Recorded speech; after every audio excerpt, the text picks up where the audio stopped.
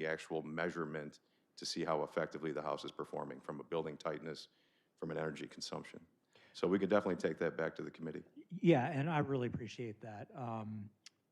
Kind of where I'm going with that is a lot of times in life there's an 80-20 rule, and if it's like, hey, you could get 80% of the improvement with much less costs, and then that last 20%, maybe there's a couple items in there that are just, really cost prohibitive and aren't delivering much value.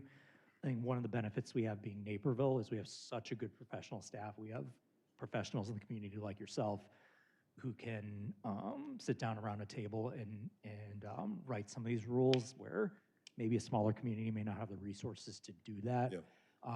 I'm just throwing it out there. Like, I don't see myself saying, like, just no carte blanche. I'm not going to do any kind of revision to the code. But if there's like a reasonable set of changes that could be made that wouldn't be as onerous, like, I'm very open to that argument. Yeah. So I'm just putting that out there. Right. I think that's a great suggestion. Yep. Thank you, Mayor. Thank you. Councilwoman Gibson. Thank you, Mayor. At the end of last year, council directed staff to take a look at aftermarket muffler upgrades and window tinting, and whether these things were being sold in the city and if there was anything the city can do. I know it's been a complaint of people downtown businesses, and this seems like a way we can address the root of the problem rather than just counting on our police for enforcement.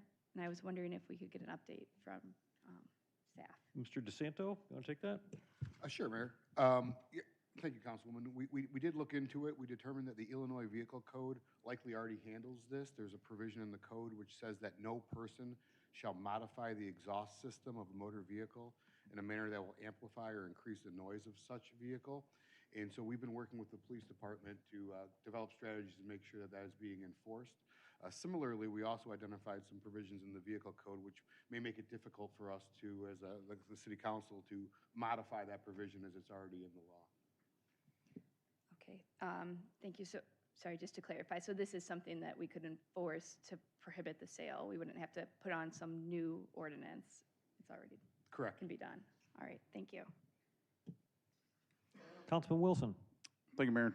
Dan, sorry, I tried to get you to stay. Had a couple more questions for you.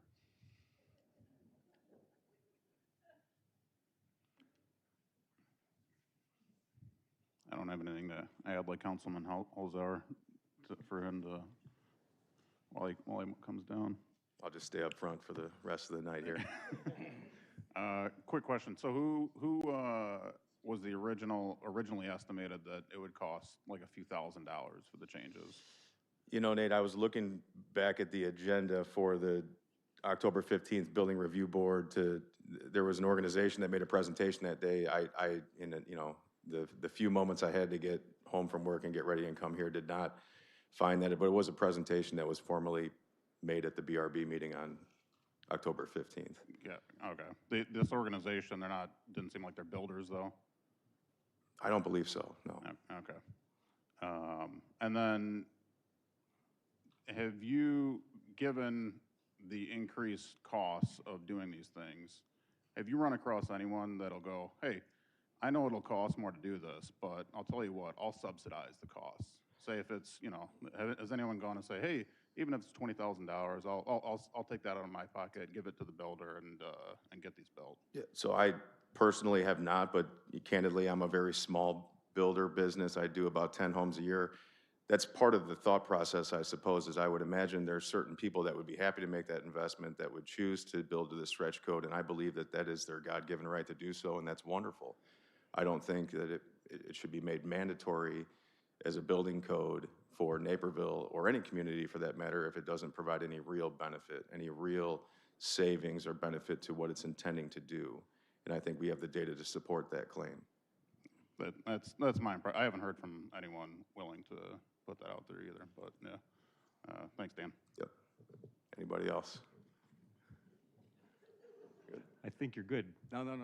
Oh, he's got one more? Councilman McBroom. You had your chance. I think you're off the hook after this. Okay. Thank you, Mayor.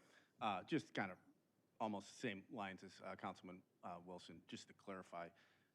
Anyone that wanted to implement these stretch codes, you're a custom home builder. Yes, Anyone that wanted to do this, there's nothing stopping them. absolutely.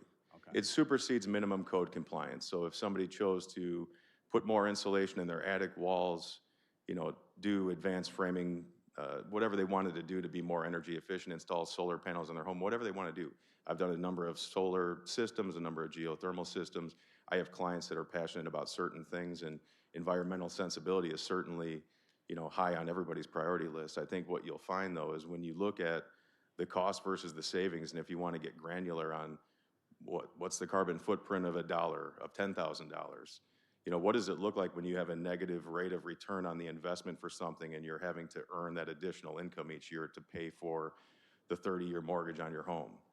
There's an environmental impact to all these things. I think that the way that we've seen the code updates happen since I've been a professional in the late 1990s till now is going from like the Stone Age to the Space Age. We've reached that point of diminishing returns, and any suggestion that we can make things better by increasing our value, I think we're finally getting to that point where there's a negative return on that. Okay, perfect. Yeah. And as far as the cost question, I don't know who you heard that number, the couple thousand. I know where I heard it. We have a task force here, and that's at least where I heard it. It was $2,000 or $3,000 is the cost to increase costs that they would get back in energy savings. Yes. But you build houses and you disagree with that number. Are they close on the number, or do you think it's No, way I off? mean, we presented at the October BRB meeting, and there were about a half a dozen all local builders, mostly Naperville builders, that took homes that they're currently building and had their energy rater do a real analysis on the things that they would have to do to meet the stretch code and what the associated cost would be. And I'm just going down a chart right here. It was 21,000, 42,000, 31,000, 24,000, 30,000, 39,000.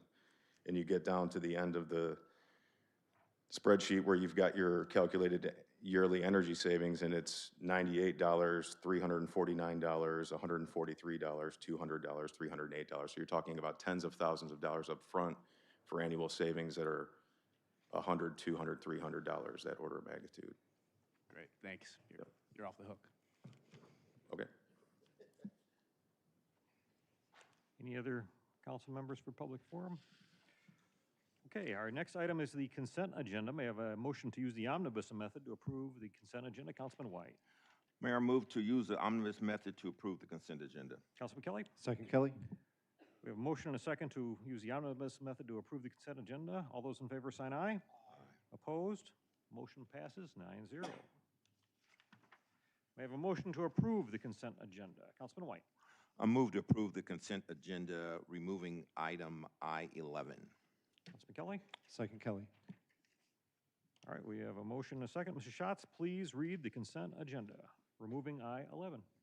A position of support on I-12 was submitted and posted to the city website. Approval of the January 20th, 2026 regular city council meeting minutes. Approval of the city council meeting schedule for February, March, and April 2026. Approval of the award of change order number 2 to option year number 2 of the contract for consulting engineering services for soils and material testing to National Soil Testing for an amount not to exceed $144,776.31. Approval of the award of change order number 2 to the contract for fire engine replacement and maintenance agreement to McQueen Equipment LLC for an amount not to exceed $20,000. Approval of the award of the option of change order number 1 to the work order for 248th Avenue Phase 2 Engineering to Civil Tech Engineering for an amount not to exceed $74,239.74. Approval of the award of change order number 1 to the contract for Fairway and Country Lakes water main improvements to Blue Water Construction LLC for an amount not to exceed $117,422.19 and for 61 additional days. Approval of the award of change order number 1 to the work order for construction engineering services, Fairway and Country Lakes water main improvements to Crawford, Murphy, and Tilley for an amount not to exceed $11,600 for an additional 242 calendar days. Approval of the award of change order number 1 to the contract for 2025 Southeast Waterworks generator replacement to William T. Connolly, DBA Connolly Electric for an additional 99 days. Approval of the award of change order number 1 to the contract for Northwest Waterworks Improvements Phase 2 to Dame Mechanical Industries for an additional 124 days. approval and appointment to the Transportation Advisory Board, waiving the first reading and passing the ordinance amending Section 2-16-2 of the Naperville Municipal Code to add a non-voting member of the Accessible Community Task Force to the Advisory Commission on Disabilities, and waiving the first reading and passing the ordinance amending Section 1-9-G of the Naperville Municipal Code regarding the 911 system surcharge. We have a motion and a second on the consent agenda, removing I-11. Roll call? Worley. Yes. Gibson. Aye. Holzhauer. Aye. Jane. Aye. Kelly. Aye. McBroom. Aye. Syed. Aye. White. Aye. Wilson. Aye. I-11. Item I-11 is a recommendation to conduct the first reading of an ordinance amending Chapter 1 Building Codes of Title 5 Building Regulations of the Naperville Municipal Code, adopting the 2024 International Code Council set of codes, including proposed local amendments. There are two speakers, Cord Earhart and Chad Meese.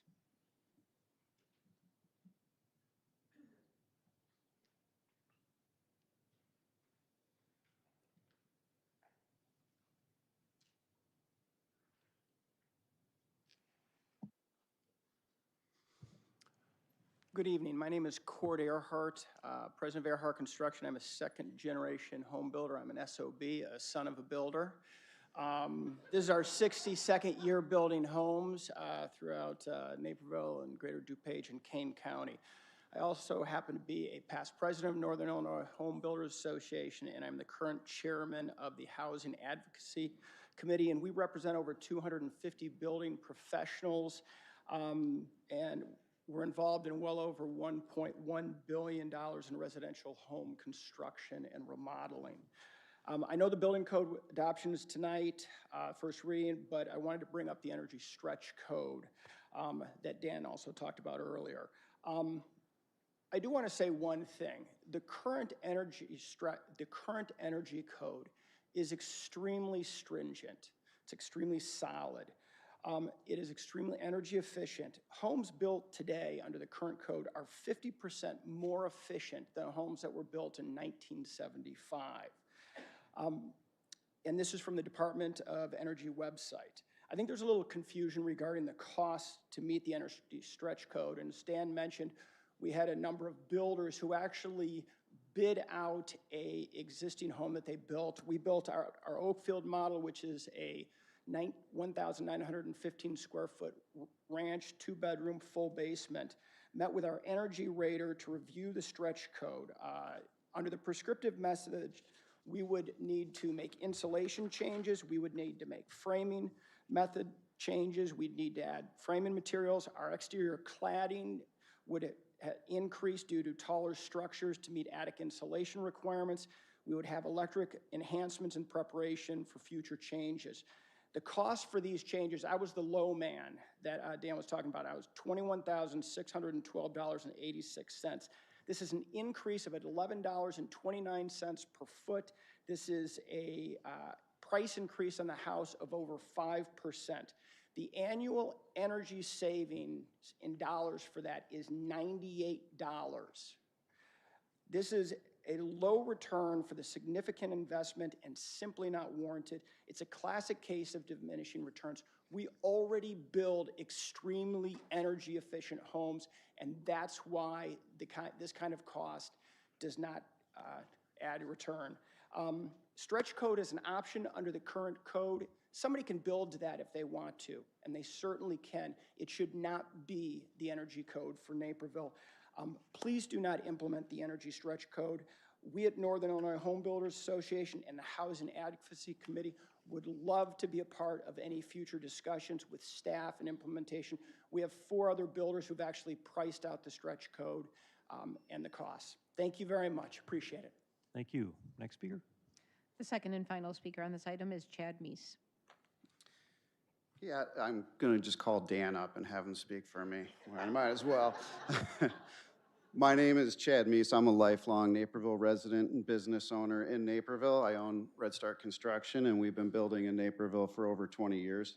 I'm also the vice president of the Northern Illinois Home Builders Association and a member of the Housing Advocacy Committee. I'm a certified graduate builder and remodeler through the National Home Builders Association.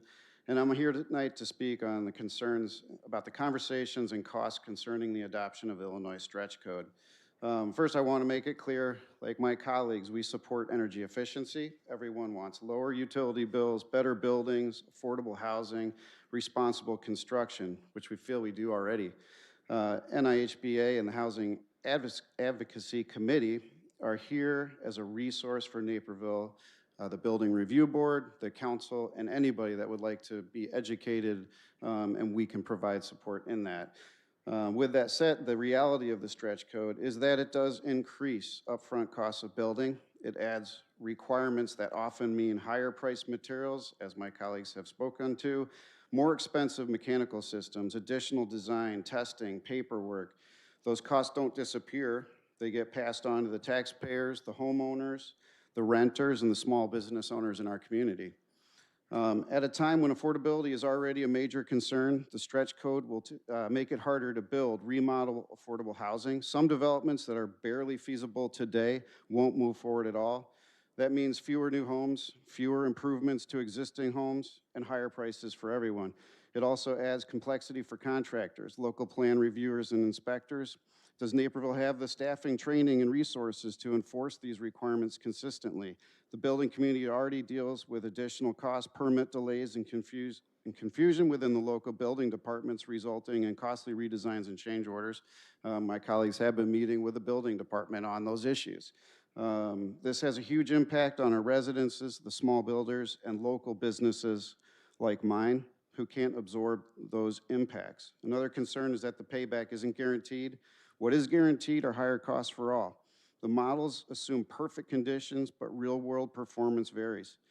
What we do know is that costs are immediate and certain, while savings can take years, more years than most families will stay in their home. Many families and businesses can't afford to take that kind of trade-off.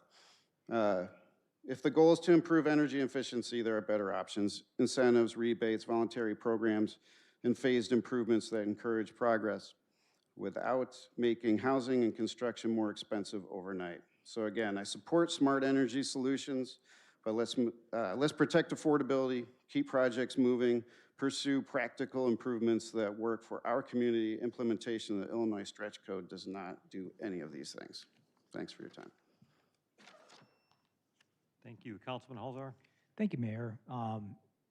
You know, just while I was listening to the speakers, I just did a little bit of research on my own, and of course, like, I'd want to sit down and think about this longer. But one thing I noticed is the state of Illinois had a national laboratory. So this is a federal agency. It's not an advocacy group, but they had the Pacific Northwest National Laboratory do an analysis on the cost of the stretch code. It's kind of interesting because the cost they came up with was higher than what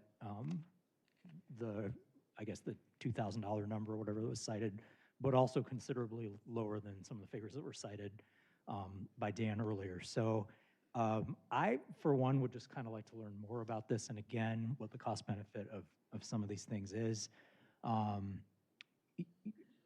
Yeah, I mean, on the, just looking at this report, and again, I haven't had a long time to look at it, but it seems to me like some of the lower hanging fruit, easier things on here may not be anywhere close to the costs that were being cited.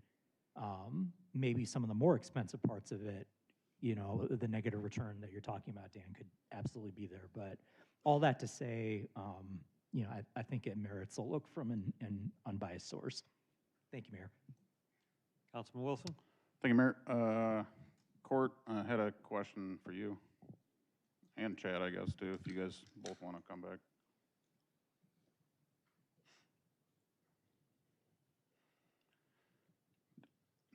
Dan only answered for himself, so I guess I'll ask you guys as well. Given the cost that you presented here at court for $28,000 of increase, have you come across many people that similarly would go, hey, I'll subsidize the cost and give it over to the builder? No. Chad, have you? No. Okay, that's interesting. And like you guys said, this would increase the price by forcibly enforcing an artificial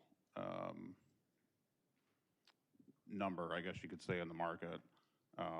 And effectively, would you also agree by doing that, it would bid up other homes that you aren't building because you've increased the price that you have to build at. Absolutely. Yeah, absolutely. Thanks, guys.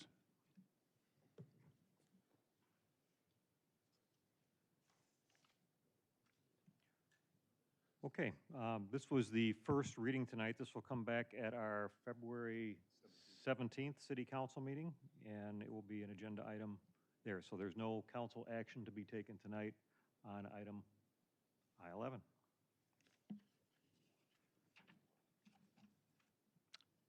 Item J1. Item J1 is to conduct the public hearing for the Community Development Block Grant Program Year 2026 Annual Action Plan. Public hearing on the Community Development Block Grant Program for year 2026 Annual Action Plan is now open. Anyone who wishes to speak may come forward. Georgievic's not coming forward. All right.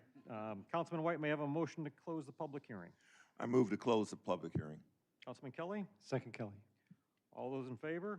Sign aye. Opposed? Motion carries. The public hearing is now closed. Item 01. Item 01 is a recommendation to approve the Community Development Block Grant Program Year 2026 Annual Action Plan allocating $535,000. Councilman White? Mayor, move to approve the Community Development Block Grant Program Year 2026 Annual Action Plan allocating $535,000. Councilman Kelly? Second, Kelly. We have a motion and a second on 01. Roll call. Gibson. Aye.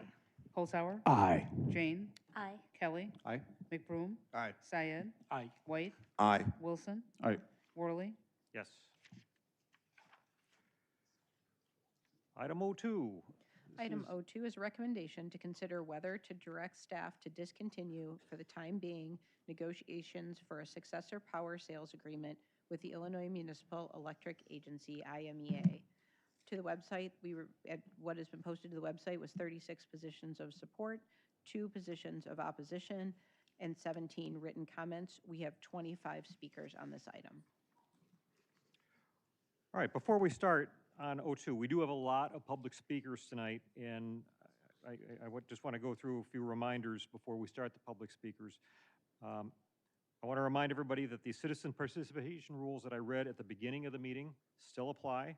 Speakers are asked to present their comments in a respectful and courteous manner.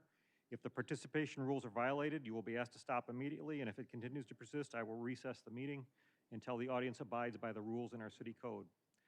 If you have signs, the signs must not block any other audience member's view. I recommend you hold them beneath your chin so you can see and the person behind you can see.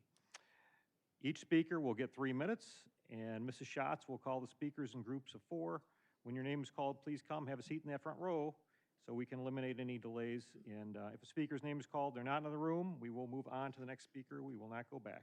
The timer, again, is in play. That will be over on the right dais, or the side dais to your right. It will buzz when it hits 0, and we will alert the speaker that their time is up. Let's begin with the first 4. The first 4 speakers on item 02 are Michael Lipinski, Catherine Clarkin, Steve Cushman, and John Desmond Doyle.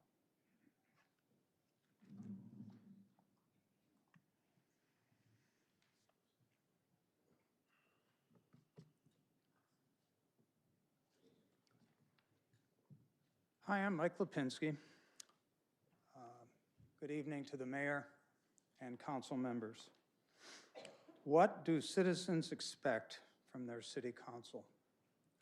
Number 1, loyalty to its people, now and in the future.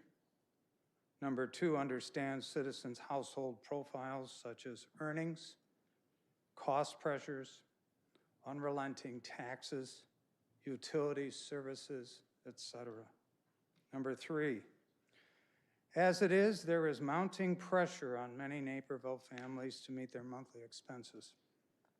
This has led to using charitable organizations to supplement food requirements and more. This likely contributes to why Loaves and Fishes, People's Resource Center, and other organizations are expanding to meet increasing demand. Number 4, compassion for your fellow man and women to accept that everyone has a place at the table in Naperville. Number 5, don't reject making the tough decision because of politics or the short-term feel-good choice that could greatly impact our future energy costs. Number 6, listen to concerned citizens, PUAB, consultants, and industry expert input when examining difficult supply contract decisions. Number 7, the difficult decision for City Council is to choose status quo that has a proven supply track record and stable costs to minimize cost impact on citizens. We expect your sensibility over a short-term feel-good vote that has a long-term cost burden to ratepayers and each of you. Number 8, the way forward with stable prices, stable supply, reduced infrastructure complexity, and renewable supply capability is with IMEA. Number 9, this is your time to step up and cast your vote for the citizens you represent and approve the new IMEA contract. Thank you. Thank you. Next speaker. The next speaker is Catherine Clarkin. Good evening. I'm Kathy Clarkin, a Naperville resident of 16 years and an environmental scientist. As you prepare for the IMEA vote, I'd like you to imagine a future in which Naperville has stable, low-cost electricity, insulated from the volatility of capacity pricing and rising cost of transmission. A city where people want to move because well-designed homes are cheap to heat and cool. Imagine parking at the grocery store on a snowy day and not having to clear your windshield because you're under a solar array. Picture getting paid to have your electric vehicle discharged back to the grid when peak demand is high. You could even have a choice in where your electricity comes from. This future is already happening in cities around the country and around the world. Solar and wind energy are inexhaustible, and batteries allow that energy deployment 24/7. These clean energy technologies are already cheaper than fossil fuels and create significantly less health and environmental impact. They also offer job opportunities that a fossil fuel plant doesn't, job opportunities right here in Naperville. Because Naperville is already our own electric utility, we are perfectly positioned to take advantage of these opportunities. From virtual power plants to local generation and storage, to time of use rates, to efficiency and electrification incentives.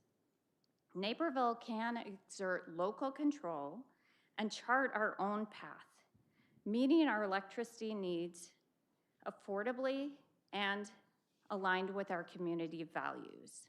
Life without IMEA is not scary, it's not risky.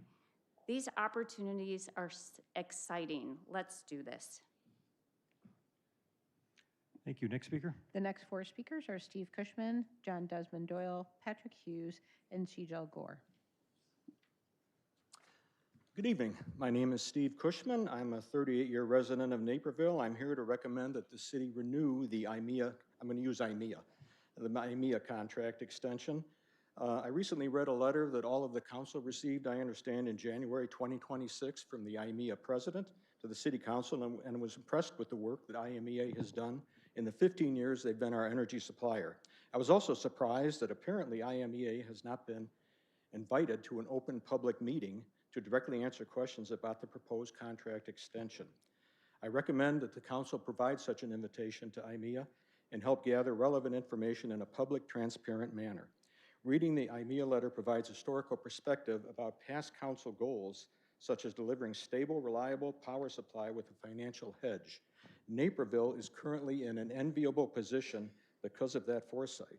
Not only has IMEA provided affordable, reliable, and sustainable power, they are also helping its members navigate the transition to cleaner power in a responsible, and I repeat, responsible manner. We got to be careful not to let the changes to our electric supply get ahead of what the current capabilities of technology. IMEA is committed, though, to a net zero future by 2050 and also is well positioned to help us navigate through the current and near-term expected volatility in the energy markets. Naperville is frequently cited as one of the best places to live in the nation. Many factors go into that, but a very important factor is affordable, predictable energy supply with trusted partners. Failure to renew the contract places a significant risk to all 150,000 Naperville residents, as well as future Naperville citizens. It also puts business partners at risk as they rely on reliable, affordable energy supply when deciding where to locate. We have a wonderful reputation. Reputations get built in decades. They can be destroyed pretty quick with wrong decisions. I would also remind the council that about 25% of Naperville households live in households of income of $75,000 dollars or less, and will find it much more difficult to pay for what could be skyrocketing future energy bills. We in Naperville have benefited from a positive legacy of that past city council, and we should not squander that opportunity to continue with a trusted partner. One final thought, I just received my most recent January 2026 electric bill, and I noted in there, in this Naperville Connected newsletter, that our average electric bill in Naperville is 16% lower than ComEd's average bill. Thank you, IMEA, for all your work and continuing work over the 15 years. And thank you to that past council, and thank you to this council for your time and attention. Thank you. Next speaker. The next speaker is John Desmond Doyle. Good evening, Mr. Mayor and Council. Thank you for having me.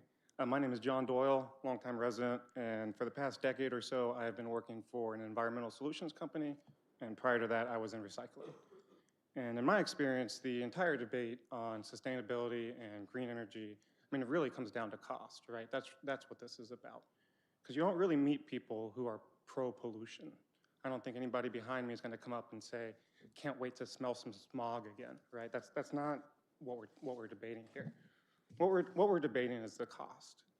And, you know, I'm of the opinion that if we have the means to do something, we have an obligation to do it. And one thing that we all in this room can agree with is Naperville's never been described as being without means. And it's frustrating to me that we're still having this conversation because, you know, I thought that it was pretty obvious after last year's election that I'm not alone in that opinion. This was the #1 issue going into the election, hands down. It was the first question that Naperville Sun asked. And they were point blank. They said, what's the priority, affordability or sustainability? And I would like to remind the council of some of the answers provided to that question. The city should issue a comprehensive RFP that clearly defines our priorities: sustainability, reliability, cost effectiveness. Sustainable first, cost last. Another answer: the city council must ensure that our future energy contract does not exchange short-term cost savings for long-term problems. Those answers came from members White and Gibson, who received the most votes and the second amount of most votes. On the other side of the issue, we had answers like, we need to adopt a reliable, cost-effective, clean strategy, putting cost above clean. And another, quite bluntly, said our energy strategy must prioritize affordability. The two gentlemen that gave those answers came in last and second to last. The results were not even close. You told us, said, if we vote for you, you will get us a greener contract, even if it costs more. And we voted for you. It was a landslide. The city spoke. I don't understand why we're still having this conversation. So that's why I'm here asking that not only do we suspend negotiations, we go ahead and formally let them know that we will be severing our relationship at the end of the contract. The city spoke loud and clear last April. We want a greener option than what IMEA has to offer, and their red lines and the response from our counterproposal show clearly that they're never going to meet us in the middle. Let's stop wasting everybody's time, cut our ties, and so all 32 communities can start making plans for 2035 and beyond. Thank you. Thank you. Next speaker. The next speakers are Patrick Hughes, Cecil Gore, Joseph Huss, and Teresa Huss. Good evening, Mayor, council members, and fellow residents. My name is Pat Hughes. I've lived in Naperville for 35 years. I'm speaking today as a member of Affordable Naperville. We're a group of concerned citizens and not IMEA employees. We're dedicated to holding our government accountable for delivering affordable, reliable energy that allows families to thrive. Last September, I learned that the council might be considering walking away from our 24-year bond payments, or bond investment with IMEA. By 2035, when our current contract ends, Naperville ratepayers will have paid roughly $700 million towards that bond. At that point, just as the debt is paid off and we finally own the assets debt-free, we abandon them. This is just like paying off your home mortgage and then walking away from the house. It simply makes no sense, and especially now.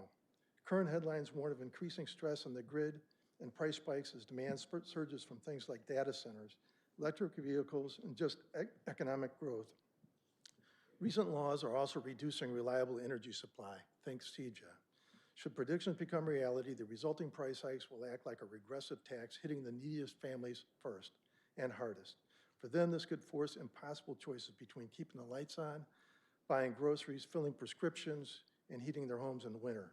I respectfully urge the council to approve the proposed 20-year extension with IMEA.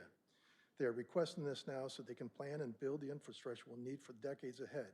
If you don't move forward on the request or put it on the back burner, the most likely outcome is that IMEA will find other partners eager to take our seat at the table and benefit from the $700 million of paid-off assets that Naperville leaves behind. IMEA has delivered steady, low-cost power since 2011. Even with the bonds costs included, Naperville's rates remain 20 to 30% below ComEd's, leaving all of us with a little bit more money in our pockets. Now, some may believe demand will ease and renewables like wind and solar will fully meet our needs at lower cost. However, evidence shows significant challenges in scaling clean energy quickly enough with reliable baseload support like the kind IMEA provides. If Nest or others claim cheaper alternatives exist, I ask the council for full transparency. Release the market analyses, modeling results, and data so the public can see the facts. Naperville deserves affordable, stable energy. Approving the IMEA extension safeguards it for our families, our seniors, and our economy, while still allowing room to incorporate renewables over time. If you haven't done so already, I respectfully ask you to bring IMEA in for a workshop to discuss the details and address any of your questions and concerns. Thank you for your careful consideration and concern for the residents of Naperville. Thank you. Next speaker. The next speaker is Cecil Gore, followed by Joseph Huss. Next speaker. The next speakers are Joseph Huss, Teresa Huss, Larry Kalish, and Al Carvelis.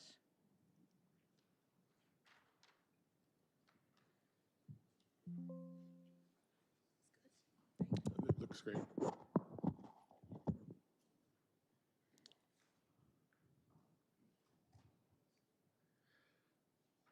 I'm Joe Huss. Been a Naperville resident for over 25 years, and I'm a Nest volunteer.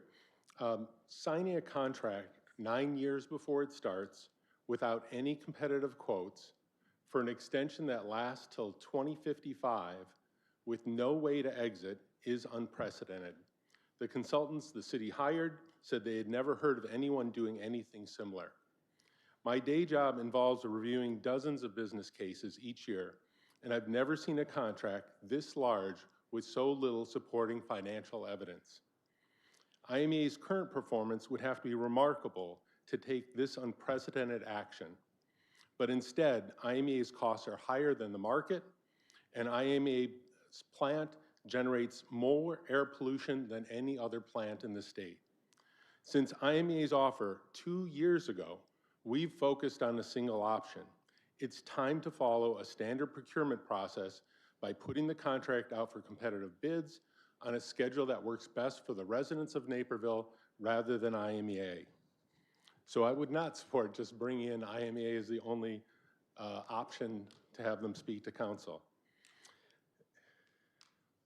There are 3 reasons why Nest opposes IMEA extension. The first is IMEA has been and continues to be more expensive than the alternatives. Second, we lose flexibility and control for the next 30 years. No other option takes away our energy autonomy like IMEA. Third, we continue to pay IMEA to burn millions of tons of coal to generate electricity. There are 3 facts that we'll talk about in our presentation. The first is that IMEA charges about $90 a megawatt hour, not the $35 that you might have seen. IMEA consistently costs more than the alternatives, and IMEA consistently pollutes more than the alternatives. In 2025, IMEA charges just under $90 a megawatt hour. You can easily see this data from the city's electricity bills. In 2026, IMEA will be even more expensive as they announced a transmission rate increase of 12% on January 1st of this year. Not only are they not heading toward $35 per megawatt hour, but IMEA bills are going up. The top left shows that over the past 5 years, it's been over a 12% annual increase on average in transmission costs. The lower right is what IMEA gave us, and they're even saying that the costs are increasing. So if people reference $35 a megawatt, please share our bills and let them know that that's just a small part of the actual cost. Thank you. Thank you. Next speaker. The next speaker is Teresa Huss, followed by Larry Kolish. I'm Teresa Huss, also a longtime Naperville resident and Nest volunteer. I'm talking about the second concern we have, which is the IMEA cost. And the city has provided helpful information to support our analysis. On the left is the latest manager's memo, which used PJM's Naperville node price to explain to residents how electricity is priced here in Naperville. Nest used the same Naperville node price that was in the manager's memo to create our analysis. I'm having a little trouble. Okay. Sorry. Nest volunteers with deep energy market experience and expertise created this model. We have a 22-minute video that explains the formula so you can replicate and check our numbers. And to be clear, because this has been misrepresented, this chart isn't meant to propose a future plan. Its purpose is to show the premium that Naperville has been paying under IMEA. In every one of the 12 years for which we have data, Naperville's costs have been higher under IMEA than the market alternatives for the exact same product. So that leads me to have 2 questions. Are we getting value for the millions of extra dollars we're spending each year with IMEA? And have we fully explored the many other options that are available to us?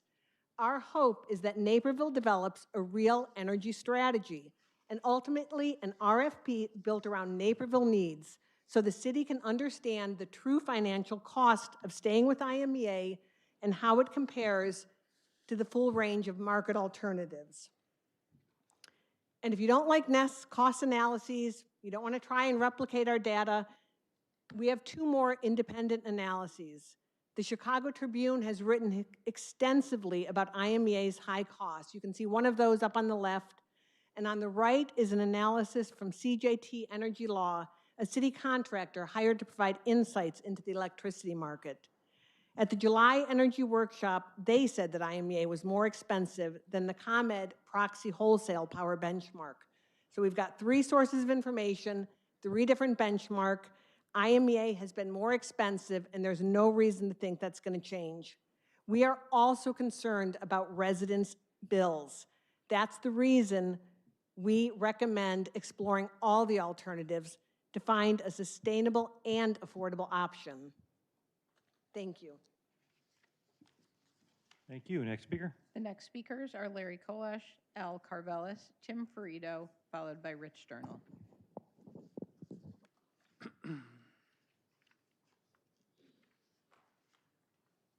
Which one of these?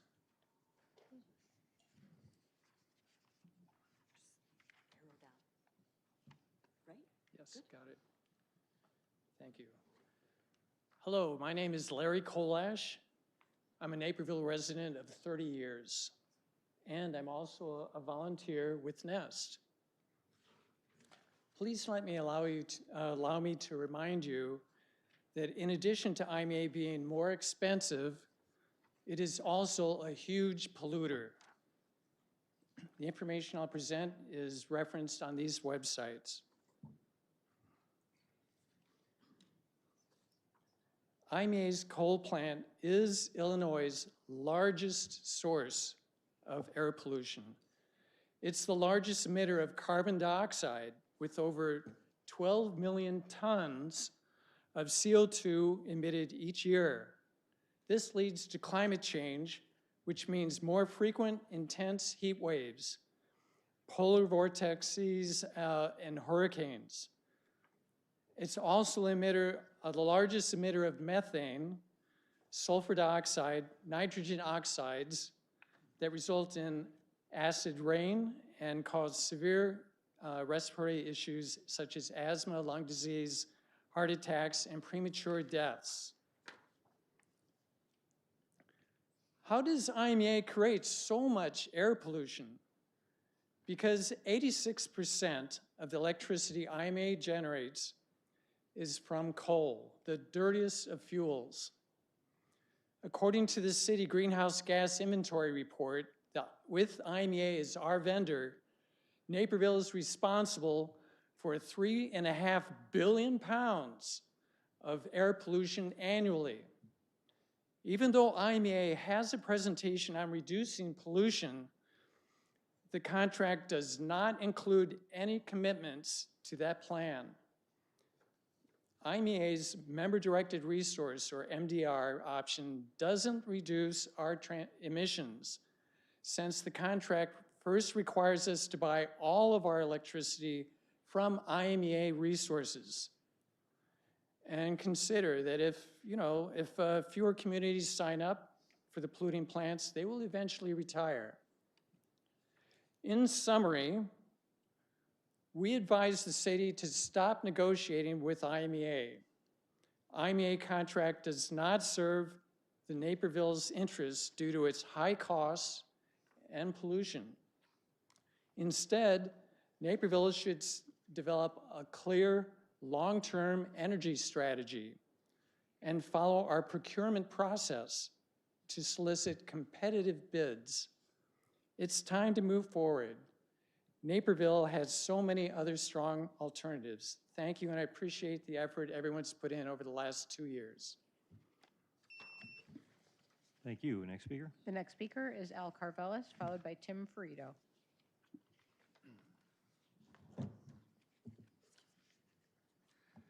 Good evening.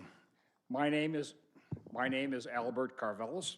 I have worked and lived in Naperville for a little over 35 years. The IMEA extension locks Naperville into a 30-year, one-sided contract with a coal-centric agency.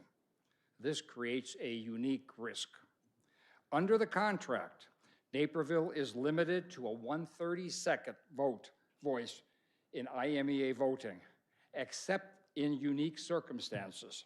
And even then, Naperville never has a controlling vote. This contract features greatly diminishes Naperville's ability to influence any proposed large expenditures, every bond obligation, and any decarbonization avoidance or delay.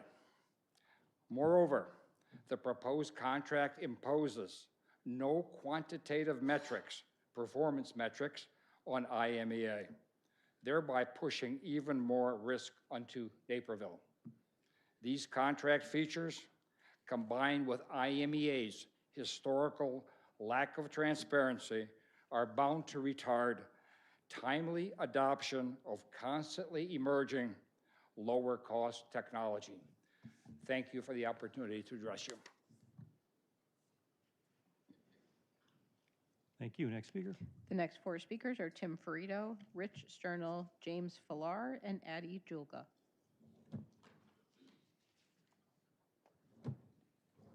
Thank you. Tim Ferrito, Naperville resident and a member of Affordable Naperville. What I have up on the screen right here is the LMP, is a graph of the LMP prices for the Naperville node. One's for ComEd zone, the other one's for Naperville node. But the top graph is what Mark Pruitt showed at one of the PUAB meetings. And what he was trying to point out was a volatility in this LNP market. And he went on to say that cities do not want to buy from the LNP market. It's too volatile. Down below is what happened to us last month. This is a Naperville node and shows the volatility of last month when we had the cold snap. The prices tripled. So imagine being on an hourly rate with ComEd or with anyone. Your price would have tripled, plus your usage went up. You would have been stuck with a big bill.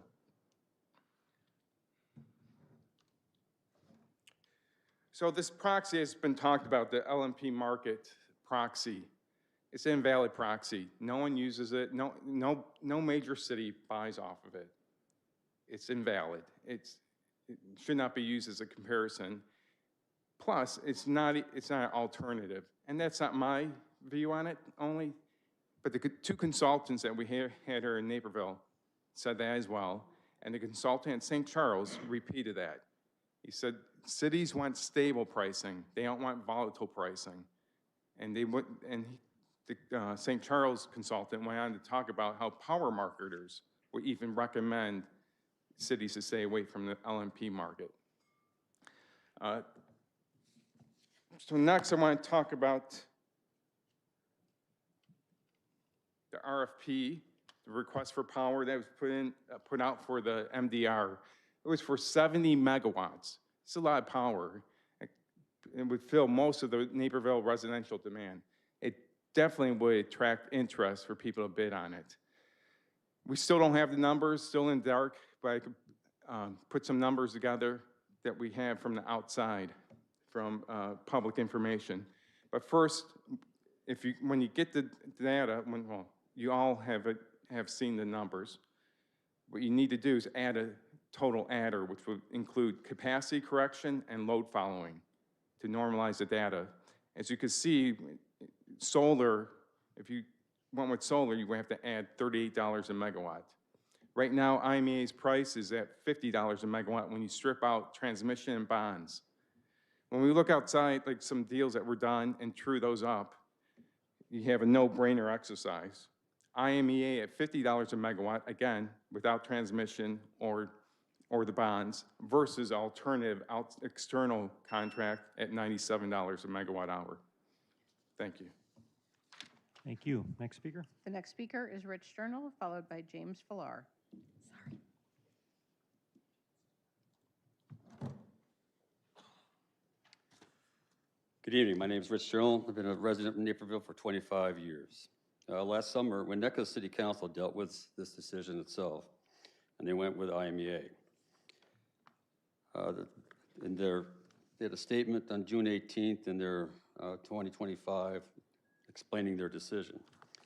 I'm going to do some excerpts from that. The village approved the extension to supply contracts in Illinois with IMEA through 2055. We understand that this is a contentious issue due in part to IMEA's use of coal in its current power generation portfolio.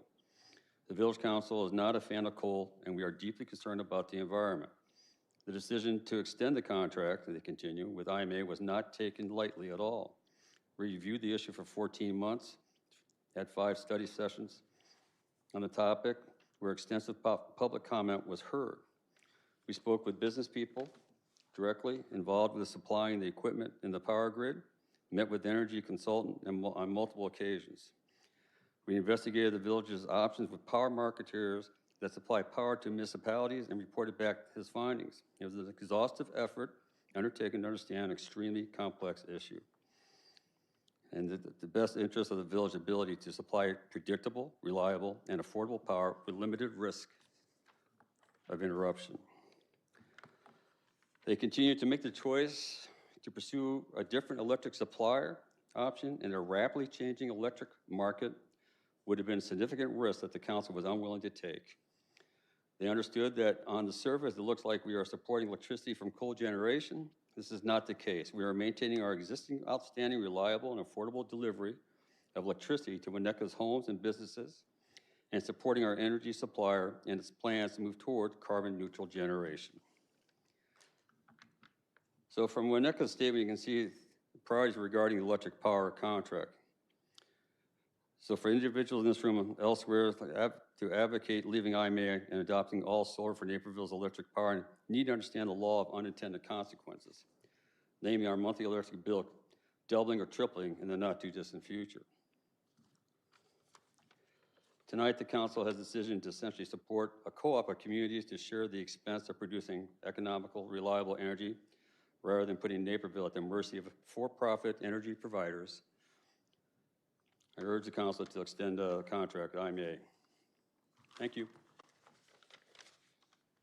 Thank you. Next speaker. The next four speakers are James Falar, Addie Julka, Ashley Pennick, and Robert Geese.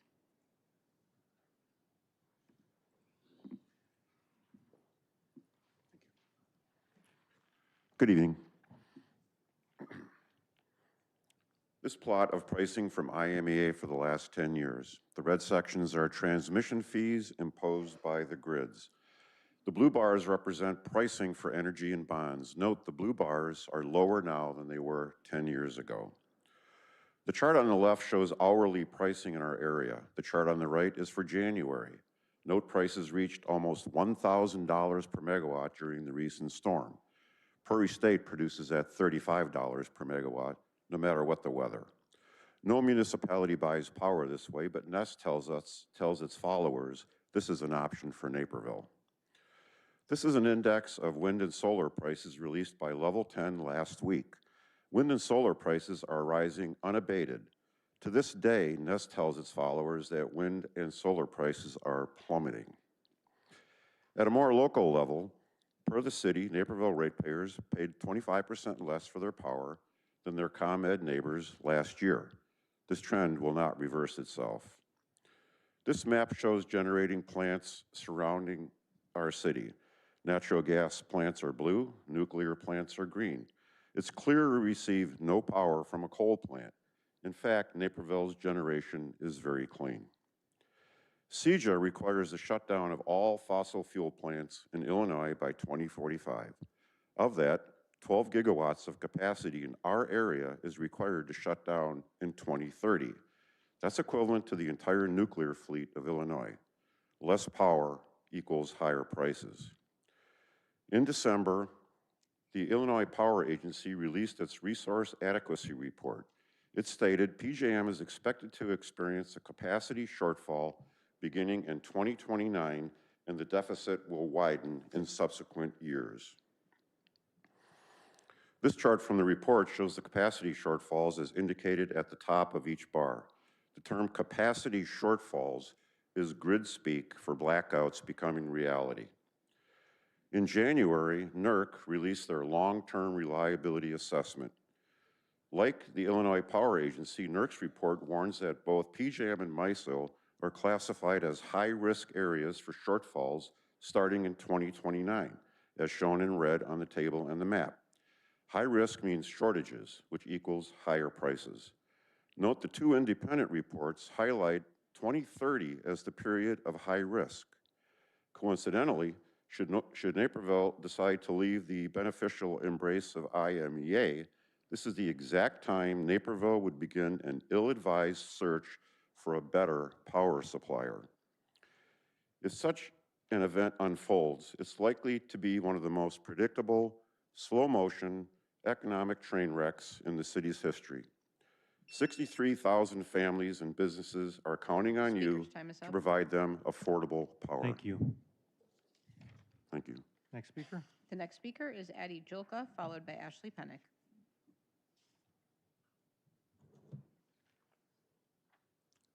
Hello, my name is Adi Julka. I would like to thank our council members for allowing me and many others to speak here today. I'm a member of Power a Better Future and was an intern at Accelerate Climate Solutions over the summer.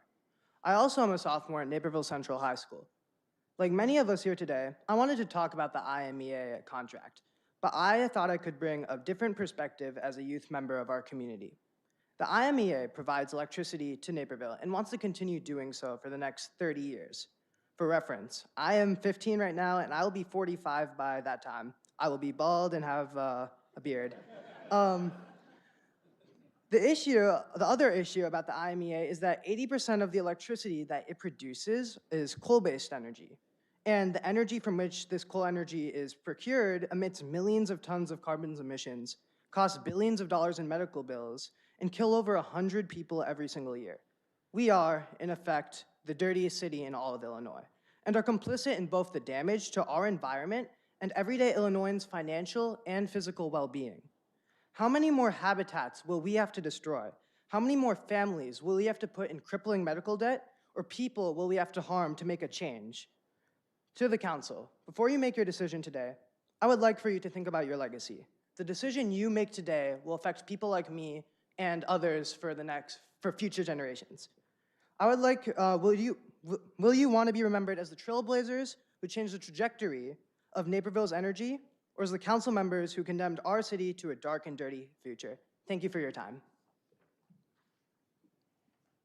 Thank you. Next speaker. The next speakers are Ashley Pennick, followed by Robert Geese, Andrea Ramirez, and Stephanie Jacks. Ashley Pennick here. You know I work in restaurants. I had a question asked the other day, the first time ever.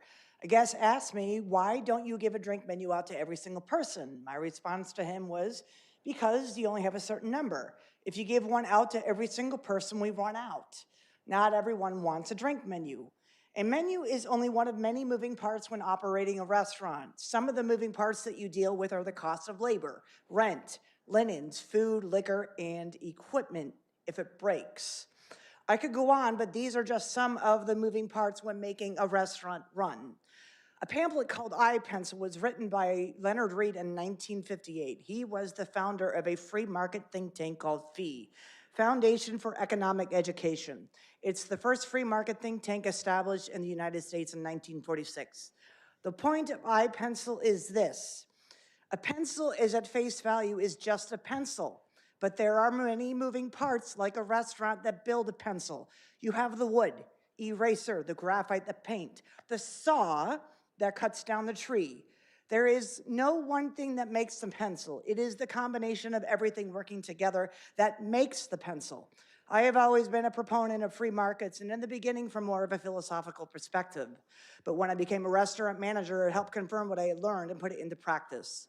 I am not opposed to prices going up and down, but from a business perspective, you want things to be stable.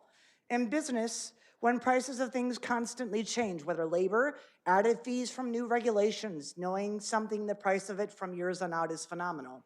Narrow exposure to the market is one of the highlights with IMEA. If we stay enrolled in IMEA, we will only be exposed partially to the market. If we are not enrolled in IMEA, we'll be exposed to market forces 100%. It will go up and down much more drastically. It's the stability. If businesses or homeowners know that the rate of energy is going to remain partly stable, we have budgeting, one of the moving parts. Having some predictability, even if it is not beneficial completely. Another reason why prices go up is because of transmission costs. Transmission costs are the fees charged to transport high voltage electricity in bulk from power generation plants to local utilities distribution substations. Government plays a big role in this. Transmission costs are from added regulation, which create unforeseen costs, but also due to demand users of the system. Much of it added government barriers to entry.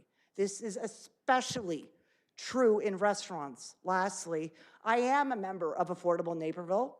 Restaurant Week runs until February 8th. Thank you. Thank you. Next speaker. The next speaker is Robert Geese, followed by Andrea Ramirez. My name is Robert Giese. I have been a Naperville resident since 1972 when I graduated from Stanford with a PhD in physics and started a career at Argonne National Laboratory. I'm part of Affordable Naperville because I care about Naperville. I spent most of my 26 years at Argonne in the Energy System Division studying electric utility systems. These systems are very complex, and I could spend an hour refuting Nest's assertion. However, that would get us into the weeds, so I will spend my time indicating what walking away from negotiation with IMEA will cost citizens of Naperville. To manage costs and reliability on peak demand days, utilities join together to help each other. Both ComEd and IMEA belong to PGM, which covers much of the Northeast. Things are projected to get much tighter with PGM and other networks, and costs will go up. The last cold snap challenged the PGM system. The cost for purchasing a daily contract for electricity increased 30-fold, and an hourly contract would have been much worse. IMEA protects us from such swings. Right now, IMEA provides Naperville customers with electricity priced about 25% lower than ComEd customers. If you want to rely on solar and wind, you will most likely have to put up with more frequent power outages. Battery storage is not a panacea either. Batteries provide power for a limited time. If you guess wrong on when to use them, you lose their benefit. Also, current battery technologies presents fire hazards that can't be put out with water. The other issue is virtue signaling. That won't accomplish anything positive. IMEA's coal plant will run with or without us. Naperville can't choose where their electrons will come from. Furthermore, those council people who want to leave the contract don't really represent all of Naperville. Everyone I've talked to says it's a no-brainer to stay with IMEA. The people who elected the council people on Nest's side only represent 12% of Naperville. Most people didn't vote in the previous election and didn't even know that IMEA was an issue. They haven't expressed their opinion on leaving IMEA. Right now, Loaves and Fishes has experienced a threefold increase in people using their facilities since COVID. About 25% of Naperville residents qualify for using Loaves and Fishes. Any increase in electricity costs will affect them very much. It's a shame that it's come to this. So the real issue is we have a bird in hand versus totally unknown if we leave. If we leave, present trends indicate costs will be going up with any other supplier, probably fast. There will be overhead costs for Naperville, new staff, legal, and regulations. Furthermore, in 2035, the loan will be paid off, lowering our energy costs. Transmission is a red herring. Any option will probably be subject to similar transmission costs. We haven't even asked IMEA to counsel to Speaker's time Naperville is up. citizens. Let's Thank continue you. to Next speaker. negotiate. Thank you. The next speaker is Andrew Ramirez, followed by Stephanie Jacks, Dick Furstenau, and Don Heller.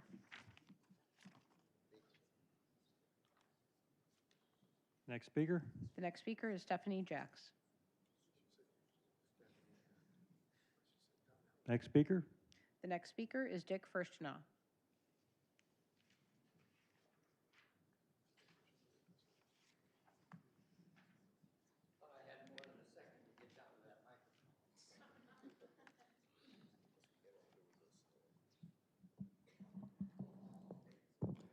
Hello, Council and Mayor. My name is Dick Furstenau. I've been in town since 1977. That figures out close to 50 years.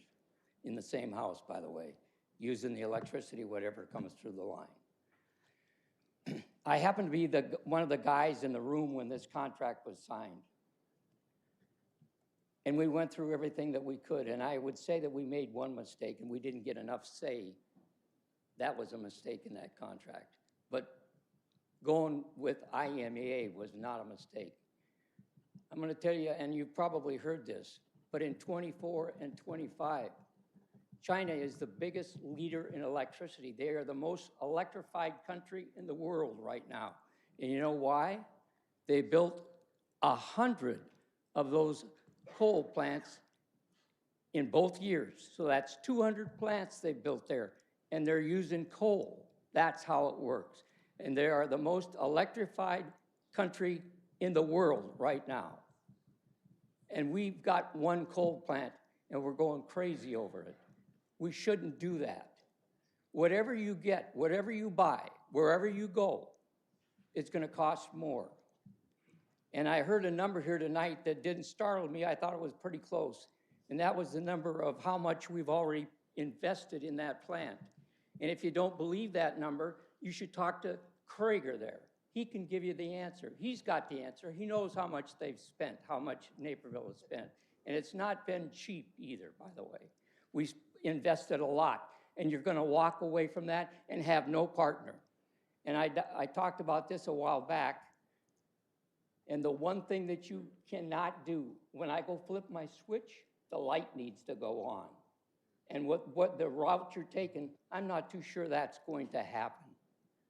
But if you stick with the coal, and you may even have to expand that plant in the future. I don't know for sure. I'm not a guy with all those numbers, and I don't spend that much time on it. But I can tell you that I was a purchasing chief officer at Lucent up here in AT&T, Western Electric, and the Bell Laboratories for the last 10 years of my career with that outfit. And I was responsible for procurement of everything that AT&T bought in this country west of the Mississippi River. And it was billions of dollars, negotiated numbers of contracts before. And as far as I'm concerned, if we walk away from IMEA, we have no basis with anybody. These guys we've known for years. These guys want to supply us. These guys came through for us when we asked them. They built the power plant down there while we waited. I wasn't too sure it was going to get built, but it happened.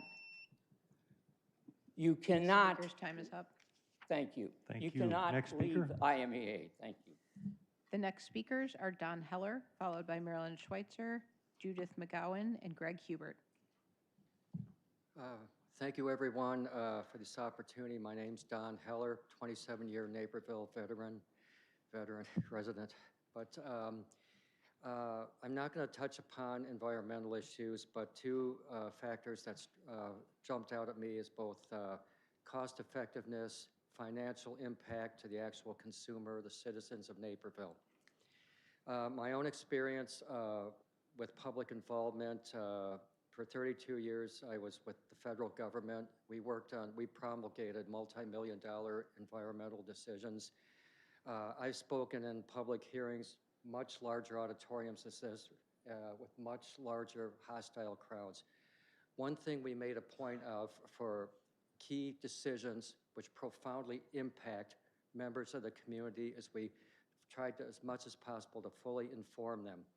We issued public notices, full statement of basis that fully weighed the cost effectiveness and pros and cons of each alternative. We allowed a public comment period. I've sat in front of hundreds of hostile people with this, but we fully informed the public before final decisions were issued. It's kind of a surprise to me, if not for some of my church friends who are with Affordable Naperville, I didn't even know this wasn't an issue coming up. I did look at one thing on a website that apparently there was a FOIA request for kilowatt hour per unit costs for some of the green energy alternatives, and I was appalled. Apparently it was mostly black. It was redacted. Why? I mean, if the work I've done, if we had gone to the public with a document like that, see, there's an officer here, we would have needed, in the public hearings we did, we would have needed police assistance. So to me, I think the council has a responsibility to fully inform the public for whether the green alternatives or staying with IMEA, to weigh the pros and cons in easy language to understand what the cost per consumer would be. And again, it's no secret that increased energy costs would profoundly affect the pocketbooks of all the residents, because not every Naperville resident lives in a 5-bedroom house or pulls in a 6 or 7-digit annual income. So before making any decision, I would charge the council to more fully inform the public in easy to understand language, including all the cost alternatives, and for like the green alternatives, what factor public funds subsidies play with them for them. Thank you very much for your opportunity. Thank you. Next speaker. The next speaker is Marilyn Schweitzer, followed by Judith McGowan. Good evening, Marilyn Schweitzer. And it may be February 3rd, but it really feels like Groundhog Day to me. For years, even before IMEA came out with an early renewal contract, a large constituency in Naperville had been requesting that the city investigate alternatives to IMEA or changes to future IMEA contracts. Those requests were largely ignored until IME proposed an early renewal contract. In opposition to that agreement, without adequate exploration of alternatives, became intense. I'm glad that the council finally hired a consultant. I'm glad the PAUB had a chance to weigh in, and I really liked the minority vote on the PAUB view. I'm glad council finally held a workshop. I'm pleased that council delayed matters with I'm not pleased that the council delayed matters with IMEA until September with a suggested counterproposal that passed only as a motion of substitution, but at least that was a step forward. And tonight, here we are again, without a firm counteroffer and without a firm plan to move on. Just more vagaries. Enough waffling, it's time to move on. Based on Mr. Groth's comment during the council Q&A, Naperville has about 2 or 3 years to explore alternatives. So please don't simply vote yes to hold off on negotiating a 9-month-old expired successor contract. Vote yes to explore seriously options other than IMEA with firm commitments and a clear plan, something that many in the community has been advocating for many years. Thank you very much. Thank you. Next speaker. The next speaker is Judith McGowan, followed by Greg Hubert, Julie Berkowitz, and Jimena Argueta. Good evening. I'm here to urge the council to continue negotiations for extension of the IMEA contract and secure the energy sources, pricing, and infrastructure that IMEA provides to Naperville as we move into a period of volatility in the decades to come. Maintain the fiscal advantages and reliability of our electrical source that is a key component that makes Naperville a success and is an important part of the value of our homes and our businesses. It's daunting to commit to a decades-long contract of this nature. Just go ask the farmers who are signing wind leases, and it quickly becomes a multi-generational decision. It's a 20-something child or grandchild who's going to be dealing with the back end of those 40-year commitments. And hopefully they're not left when they reach their 40s, 50s, and beyond, wondering what and why their parents and grandparents entered into those agreements decades ago. Ask me how I know. It's an experience that my family's dealing with right now. The same thing is happening here with City Council. These long-term agreements are heavy and high stakes, to be sure. The nature of such transactions has also lent itself to political activism, and instead of a rational, analytical negotiation to extend the contract, the process has been infected by virtue signaling and a rallying cry for no coal. I care about the reliability and the cost of the energy for my Naperville home of 34 years. I disagree with Nest, and I find the presentation of the issues to be incredibly one-sided without regard to source, reliability, or costs.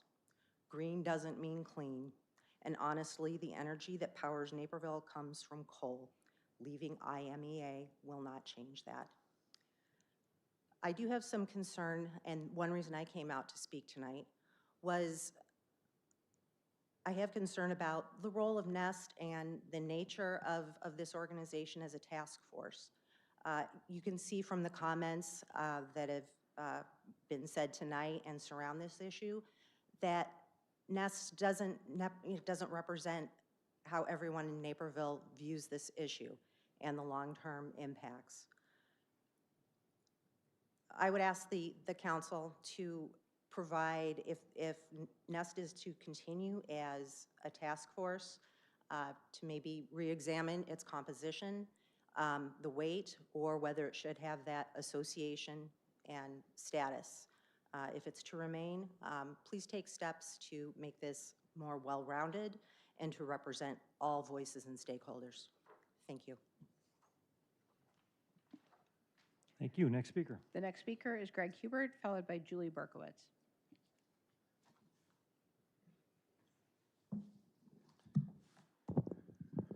Good evening.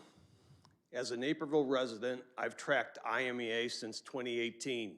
Prior to Nest, with Nest, and now as co-founder of Clean Energy Naperville, where we continue to share our findings online. Please keep the word trust in mind. I'll return to it in my conclusion. IMEA is a unit of local government responsible for our public dollars. And here are some events in my IMEA journey. At a summer 2019 IMEA board meeting, I heard leadership say that contract extensions might soon be necessary. In November 2019, Nest and I shared concerns about early renewal here at City Council. IMEA's November 2019 closed planning meeting minutes still remain sealed from the public today, more than 5 years later, by repeated board vote. In January 2022, Council learned from us that the carbon capture pilot project wasn't totally free to members, which was the impression from lack of information from IMEA. In December 2023, City Council listened to our concerns about IMEA's sustainability plan, which was developed without public input. This past December, I shared that IMEA refused to provide pro formas for transmission ownership projects, withholding data from the public on costs, benefits, risks, and assumptions. IMEA doesn't provide board meeting recordings. When I requested a webinar clip of the resource planning presentation, IMEA's formal response was, "The record you requested does not exist." WTF. Did you know we can't see the market sales revenues since they're buried in net expense accounting? While legal and audited, this also blocks public understanding. And back again to 2007, months after we signed our contract, IMEA signed the Prairie State Owners Agreement with a confidentiality section which is used to withhold planning and financial reports from the public who pay the bills. Sure looks to me like IMEA has forgotten about the public and public power and that principle of trust but verify. It's now 2026. We see widespread community concerns and misinformation too. We're paying quite a price, both tangible and intangible, for IMEA's way of supplying power. It's time to seek out options for our Naperville way. Thank you. Thank you. Next speaker. The next speaker is Julie Berkowitz, followed by Jimena Argueta. Good evening. I serve as a Will County board member and Forest Preserve Commissioner for Will County. My name is Julie Berkowitz. I live in South Naperville in District 10. I come before you tonight as elected officials. One of your most important responsibilities is public safety and the welfare of businesses and the residents that call Naperville home. A component of this includes critical energy resources, which allow us to achieve the highest standard of living here in Naperville. When my family first moved to Naperville over 30 years ago, the electric grid was strained. There were frequent power outages, which unfortunately became a common occurrence. The continued growth in Naperville presented many, many challenges for the city. And part of that was because of our success in becoming a national destination. Since Naperville has joined IMEA, our residents have taken for granted this dependable, plentiful source of electricity. We no longer worry about the lights going out. As technology and production processes have advanced, IMEA produces electric power that is clean and affordable. Why would you choose to leave a partnership that works? Naperville is a vested partner in the success of IMEA. There's a huge disadvantage to Naperville if we walk away. Let me make a few comments, real facts that are occurring. There's a lot of talk about sustainable energy, clean energy. Let me tell you about how solar facilities are impacting our neighbors here in Illinois. In Will County, the strain of these solar facilities are creating a heavy burden. Nobody wants to live surrounded by a solar facility. I know Naperville's very developed and we don't have to worry about it in our backyard, but there are neighbors throughout Will County. And then are also issues with the materials that are used with the panels. So please keep all of this in mind. We have a incredible opportunity here to secure the future of our energy and also bring an affordable plan for the future. ComEd, many of the customers are complaining about higher prices. Talk to your neighbors out The there. speaker's time is up. Thank you. Next speaker. Thank you. The final speaker is Jimena Argueta.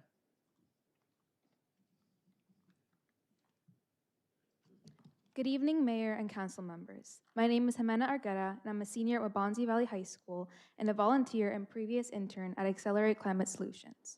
This past summer, I was one of the many local youth who came together under the youth-created organization Power a Better Future to petition to reject the IMEA contract and advocate for Naperville to commit to a climate action plan.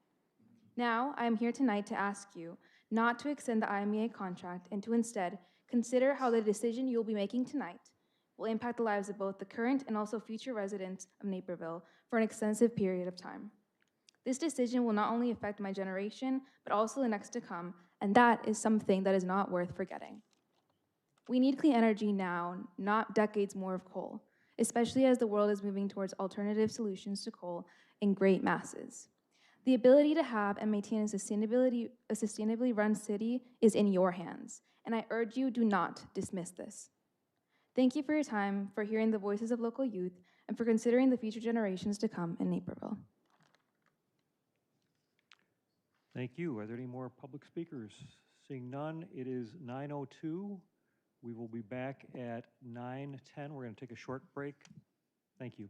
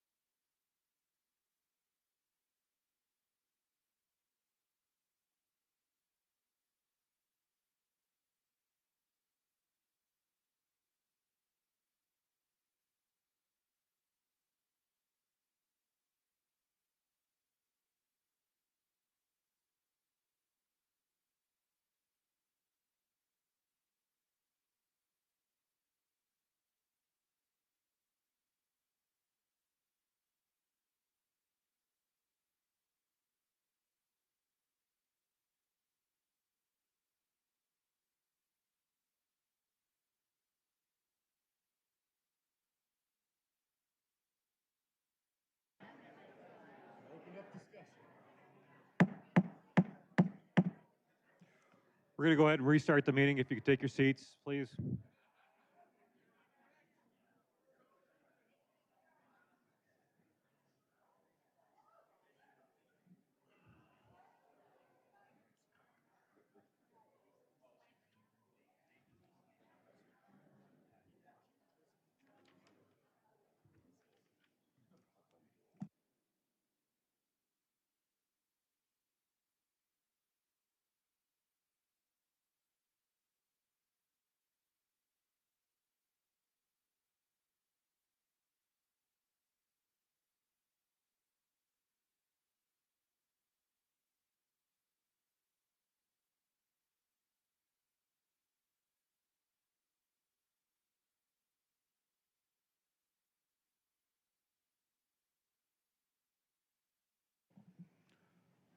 Okay, council, public forum is concluded.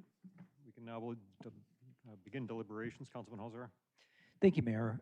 First, I wanted to thank every single speaker who came out here tonight. I listened to your comments closely, I took notes, and I can honestly say that I believe that every single speaker who came out here tonight did so in good faith, making good points, you know, believing in their cause, and that's something we can be proud of as a community. And it's very different than talking on social media to actually come out and face your neighbors on an issue like this. It says something. This is an issue with a lot of strong opinions, some emotions, and honestly, it can be easier sometimes to tune out people we don't agree with than to try to find some common ground. I'd ask that regardless of whether you think you agree with my prior comments on this, that you give me a few minutes to share some areas where I think we as a community can find common ground. So the first area where I think we can find common ground is on a defined term, and that term is base load capacity. So anyone, to my knowledge, who is serious about this conversation understands that you have to have a stable base load, which means any time of day or night, if electricity use goes up, there needs to be something that you can reliably increase the generation of, right? So, for example, wind will never be the base load, you know, the city. Maybe part of it, a small part of it, but it's never going to be the base load. Fundamentally, for base load capacity, you are talking about purchasing a commodity, whether that is natural gas, it's coal, it could be nuclear, it could be oil, hydro, and a few others, just to name a few. But you are tied to the price of a commodity if you're talking about base load capacity. So I want to laser focus on one issue regarding base load capacity, and that is the biggest story of the last 26 years in the United States, which has been the relationship between the price of natural gas versus coal. So if you go back to the early 2000s, this is a time where nobody foresaw the fracking boom that was going to happen in North Dakota. Nobody foresaw kind of all these new natural gas reserves that were going to come about. That was the time when Prairie State was being proposed, and it was thought that coal was going to be a lot cheaper than natural gas. In 2010, Naperville is around 70% or above tied to coal. So heavily dependent on the price of that commodity. And what happens with fracking, with all the changes that happen in the energy markets, natural gas rapidly goes down in price. And I really want to highlight this because during those first years of the IMEA contract, we paid substantially more in Naperville for our power because of the lower price of natural gas in relation to coal. And you don't have to just take my word for it. I'm not going to read this word for word, but if you read a Chicago Tribune article from 2014, at that time we were paying 16% more in Naperville for our power than neighboring communities would have been. So basically the exact inverse of, you know, the statistic that was cited for last year. And I actually want to set aside whether this is because IMEA is great or bad or anything else. a lot of it just had to do with the prices of those two commodities. Actually, most of it had to do with the prices of those two commodities. Now, for most of that time period, gas was beating coal by a lot. So the percentage of power in the United States coming from coal drops from like 45% to 15%. That's not because of environmental regulation or because people suddenly had a change of heart. That's simply cold, hard economics. If you want to take a look at the U.S. Energy Information Administration's website, they list the wholesale prices of natural gas and coal. In 2020, natural gas is going for $2.40 per million BTUs, which is substantially lower than what coal is right now. What happens right after that, though? Russia invades Ukraine, which causes this huge, huge shock to the natural gas market in the world. Natural gas goes up to $7.21 for what used to be $2.40. So you're seeing something triple in just a few years. So yes, I will concede in that time period, coal starts to look really attractive compared to natural gas. But to me, this is why you diversify. This is Point of order, Mayor. Councilman Holzhauer said 4 minutes. No. Point well taken. There's a 3-minute limit. Okay, is that going to be enforced across the board? That would be enforced across the board. Okay, then I'll If just. you could just wrap it up, Councilman. Okay, I'll conclude these comments by saying a 70% bet on one commodity is a gamble to me. That is not by any means a diversified portfolio. We asked for guarantees there would be more diversification. That was not given, and I understand I've gone to 5 minutes. I will be keeping track of how long everyone else talks to make sure we're equal. Thank you, Mayor. Thank you. Any other council comments? Councilman Broom. Thank you, Mayor.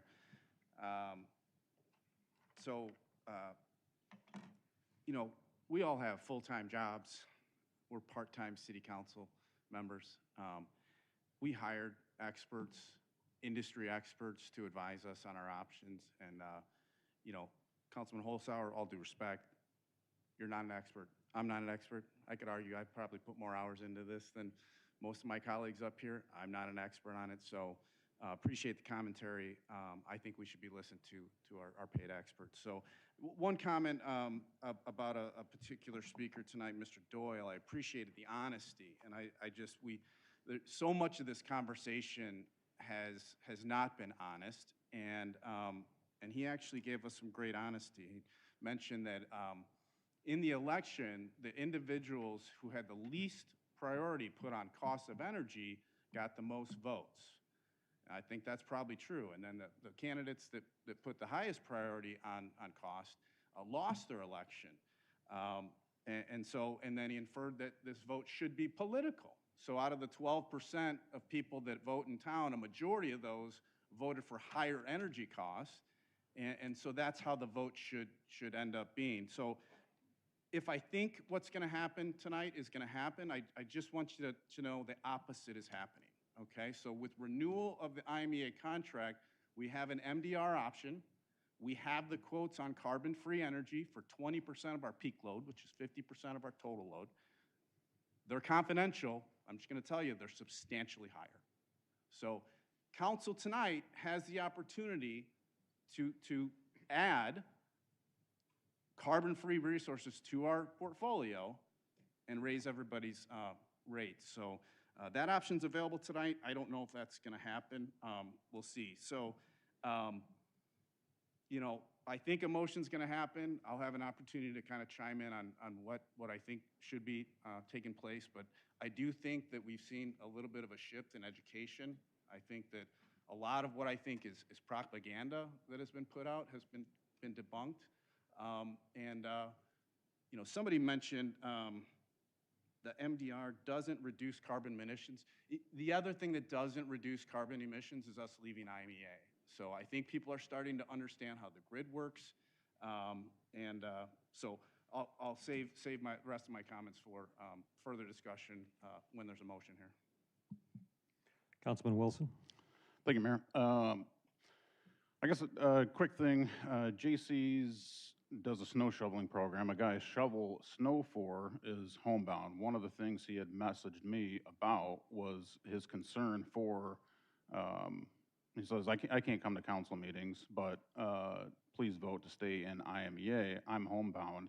I'm on a fixed income, limited resources. Cost is important to me. The other one, I guess, would be directed at Joe Haas comparing the $35 megawatt hour. I presume that slides for me because he had emailed me asking where I got that number from. Nest, during some of their presentations, cites Lazard. When they presented directly in Lazard, I have it in front of me, happy to share it later. The cost of generation when IMEA came here to speak to us said it was between $30 and $35. This aligns with what Lazard has for existing coal builds. Where I get that number from is the production expenses divided by how much energy is produced. Looked at another example from Sherborne County, which is public available data, filed in FERC. That similarly is 29.91 megawatt an hour. So this aligns well. I'd be happy to cite other sources, other counties which do coal generation. The problem with their analysis is that they include things like transmission costs, which it doesn't make sense to do that because they vary and they're out of our control. With the MDR, we would get RECs. It's physically impossible to get, unless you're not living on the grid, for those that aren't aware, it's physically impossible to get directed energy from a solar field, for example, to us because we get energy from the grid. And then I guess circling back to, folks that say we're a wealthy community, we can afford it, et cetera, et cetera. I mean, feel free to subsidize those that are going to get the increased costs. So those are my comments. Thank you, Mayor. Thank you. Councilman Kelly? Thank you, Mayor. Yeah, appreciate everybody coming out. It's been a long road. Like Marilyn mentioned, this has been 6, 7, 8 years in the making to get to this point. And a lot of us have talked a lot about it. I've had comments in the past already. I don't really feel the need to regurgitate everything, but I took some notes while some of the speakers presented tonight and just wanted to hit a few high-level points as to why I'm thinking the way that I'm thinking tonight. And I kind of categorize them into things that we know for certain, some things we don't know for certain, looking back and looking forward. Some things that we know, I think, that we can all agree on with certainty is that and probably everybody in this room knows it, but just for the public who might be watching, the contract we are currently in has 9 more years on it, no matter what we do tonight. That's locked in. Nothing's going to change in terms of source or in terms of cost. The cost might go up or down depending on certain factors, but it's not going to be a result of any council vote tonight. That cost won't be impacted. The reliability also is not going to change, quite frankly, for the next 9 years or beyond that. When we talk about turning on the lights, making sure the power comes on, that's a result of our municipally owned electric utility and PJM grid operator, not a result of where we buy our electrons from, whether that's IMEA or somewhere else. What we don't know about, in my opinion, some important things that we still don't know are the source or cost of IMEA's energy post-2035. It's not in the contract. We all know that. Any future potential bonds, we've heard talk about, well, the bonds will be paid off for the coal plant. That's probably true, but we don't know what will come after that. Either there could be carbon capture we heard a reference to. That would be $1 billion project at least. Or if the coal plant does get decommissioned, they'll have to do something new. There will have to be some generation, right? So it's not as if the costs are just going to go away. CEJA may remain in place. It may not. It may be modified. It may be sped up. It may be delayed. We'll have at least one new president before this contract comes up.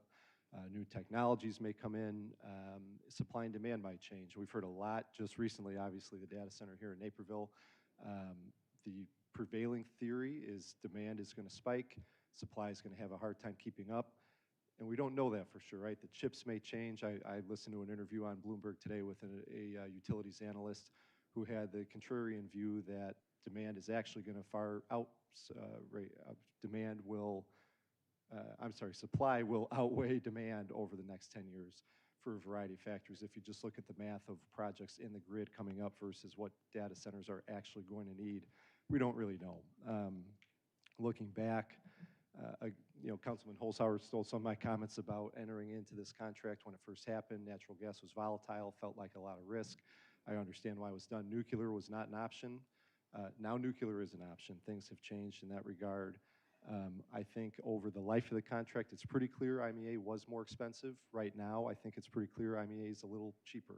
It just seems to change over time. We don't know how that's going to play out over the next 10 years, let alone after 10 years, 20 years after that.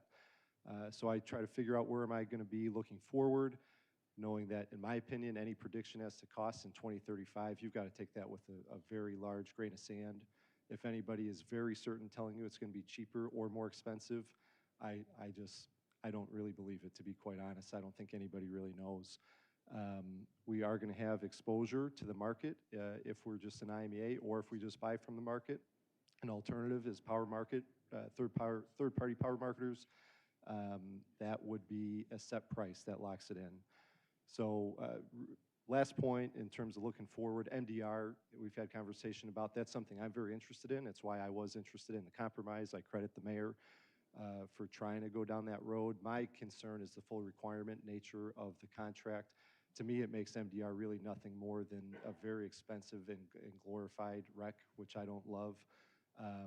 If IMEA is listening, for myself, I would be interested in continuing to talk if they were willing to modify that full requirement nature so that we could actually purchase third-party power and not just have it as a credit on our bill. I don't know that the rest of the council is there through conversations that I've had, and so I don't think we have a really cohesive, coherent. Councilman, you can wrap it up. I will wrap it up, yeah, position. And so I don't really see how we can direct staff to negotiate to the point in the agenda item. I've got a motion I could make, Mayor. I don't know if you want that now or later. Sure. And I can get into more detail if there's more conversation, but I think where I'm at, I hope is clear. And if things do change from a staff perspective with IMEA, I hope you bring it to us and we have that conversation. But at this point, I would move to direct city staff to pause formal negotiations with IMEA regarding a contract extension unless a majority of city council members direct staff to re-engage in such negotiations. Is there a second? Second, Holzhauer. A motion and a second discussion. And Councilwoman Gibson. Yes, thank you, Mayor. I want to take a minute to acknowledge that this is a really complicated issue, and to echo Councilman Holzhauer's points, I really appreciate everybody who came out on all sides of the discussion. It's very important to our day-to-day life here in Naperville that our lights turn on, and a big part of that is thanks to our Naperville Electric Utility Director Groth and his team. We're really lucky to have a reliable city-owned electric utility. But where it comes to where we're buying our actual electricity from, there's a lot of decisions we need to weigh carefully: cost, environmental sustainability, reliability, long-term risk, and the flexibility in a rapidly changing market to choose what's best for our city. And again, reasonable people can disagree on how much weight we should put onto each of those factors.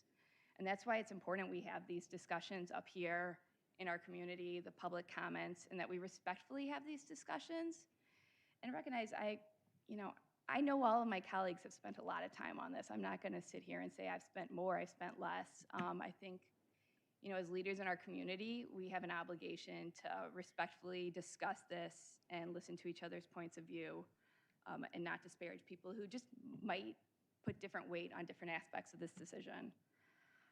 So for me, the central question has been whether it's prudent to make this decades-long commitment for our city before our needs, Naperville's needs, dictate that we make this decision and tie our hands for the next 30 years. I understand why IMEA wants us to make a decision.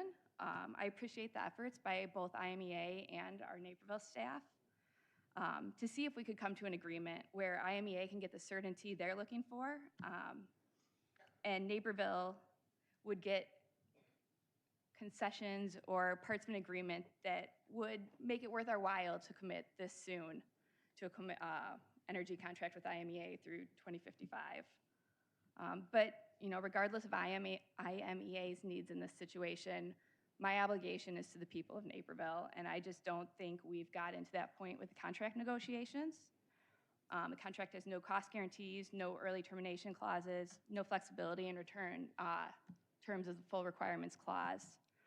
And I think, we are in a rapidly changing market, and if Naperville's needs don't dictate that we make this long-term decision now, we should wait until those needs dictate that we start looking at our future options. I think our community deserves a plan. It deserves a thorough exploration of all the opportunities, not one that's dominated by one option. And for those reasons, I think we should pause. I agree with Councilman Kelly's motion. I think, we'll look to staff over the coming years. The Q&A had some answers on the timeline we're looking at. But I think this discussion should be done in a thorough way that explores all our opportunities on a timeline that makes sense for us, the people of Naperville. Thank you. Well, in my experience, I've learned that negotiation and patience and compromise aren't signs of weakness. They're how you get lasting, meaningful results when you have a strong bargaining position. And I don't see what we gain by walking away now. If we stop negotiations or discussions, let's just talk about discussions with IMEA, we effectively lock ourselves and future councils into our current generation mix and cost structure for nearly the next decade with no possibility of a change. That limits Naperville's ability to reduce costs, adopt cleaner technology, and respond to a rapidly changing energy landscape. That's just the simple truth, folks. There's been a lot of discussion about issuing an RFP and bidding out the role of IMEA considering the size of the contract. That would likely occur in 2029, at a time when the recent Illinois Power Agency study, just released back on December 15th, said that the PJM interconnection is expected to see a capacity shortfall. We're in that PJM zone. Hoping we have responsive bidders to an RFP during that time could be very difficult. Just take, for example, the recent RFP for carbon-free member-directed resources. While this RFP we issued was much smaller than a full requirements power supply contract, the results were disappointing. 552 companies received our RFP broadcast. Only 34 of them actually downloaded the RFP. And of those, only 4 tendered responses, with one that was truly responsive to the requirements specified in the RFP. And each of those carbon-free proposals would increase our electric rates potentially by a significant percentage if they were rolled out today. That's a real example of an RFP process in the energy space for a top-ranked AAA bonded city. Hope is not a strategy, options are.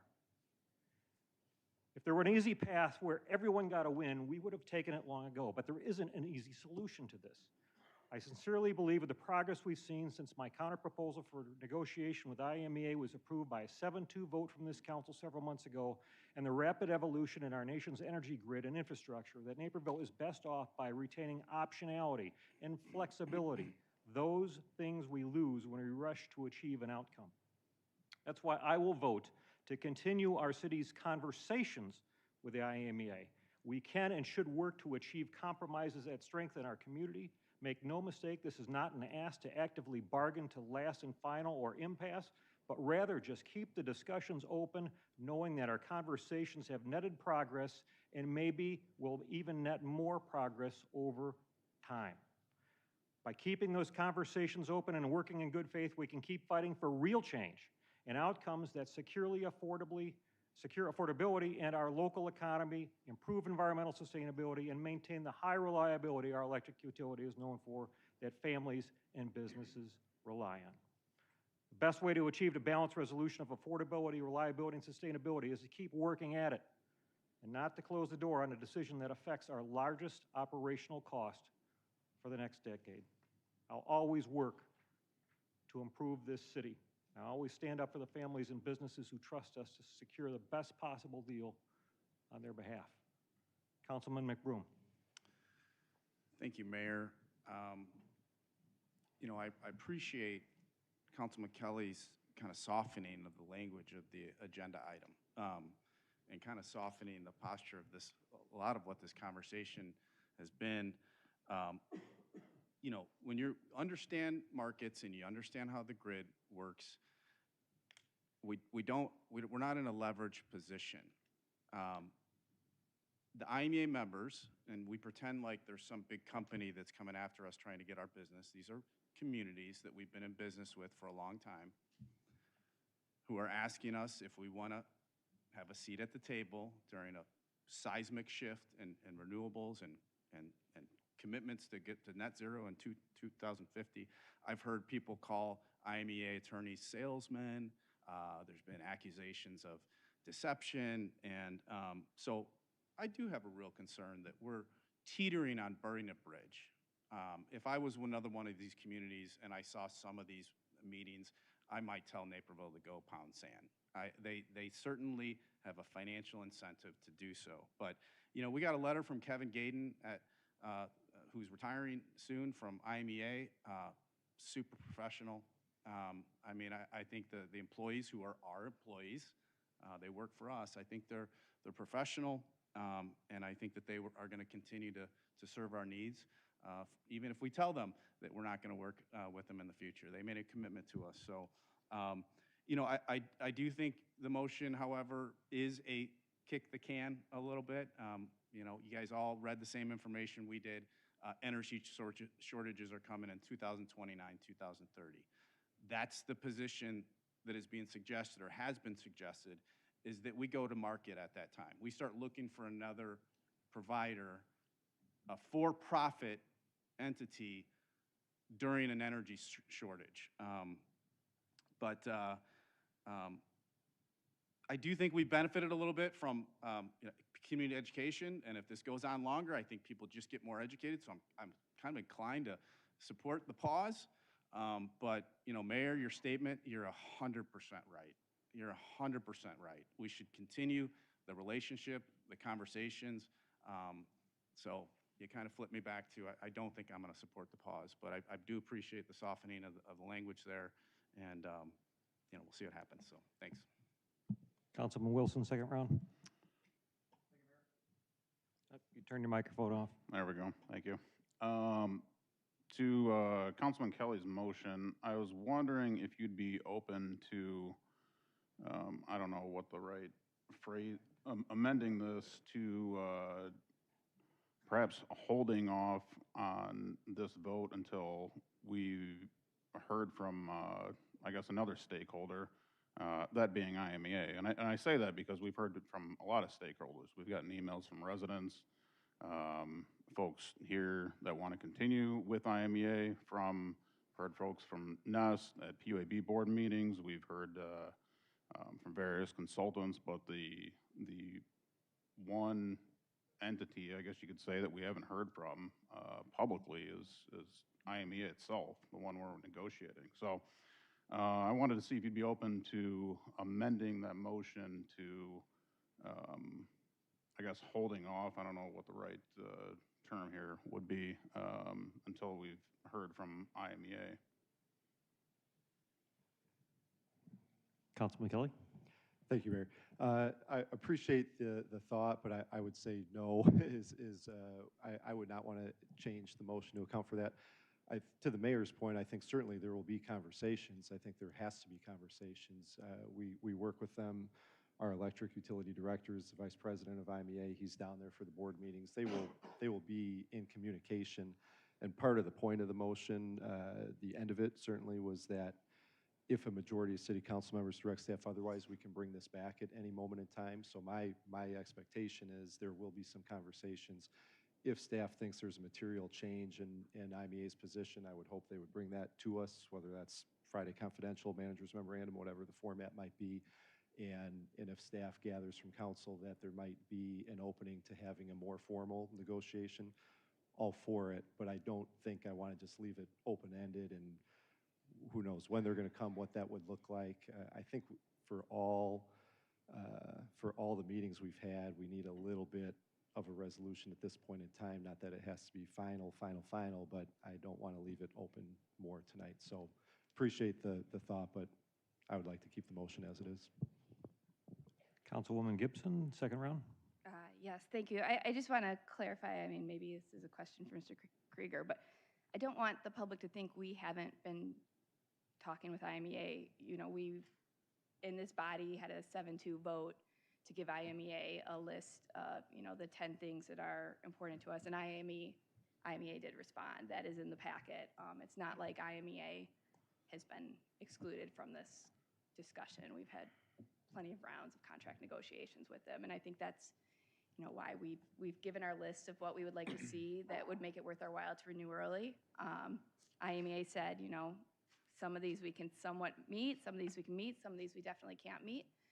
And that is why I think now is the appropriate time to say, oh, all right, we talked, we tried to see if we could come to common terms. We don't think we're there, so we're gonna make decisions based on a timeline appropriate for our needs. Councilman Holzauer, second round.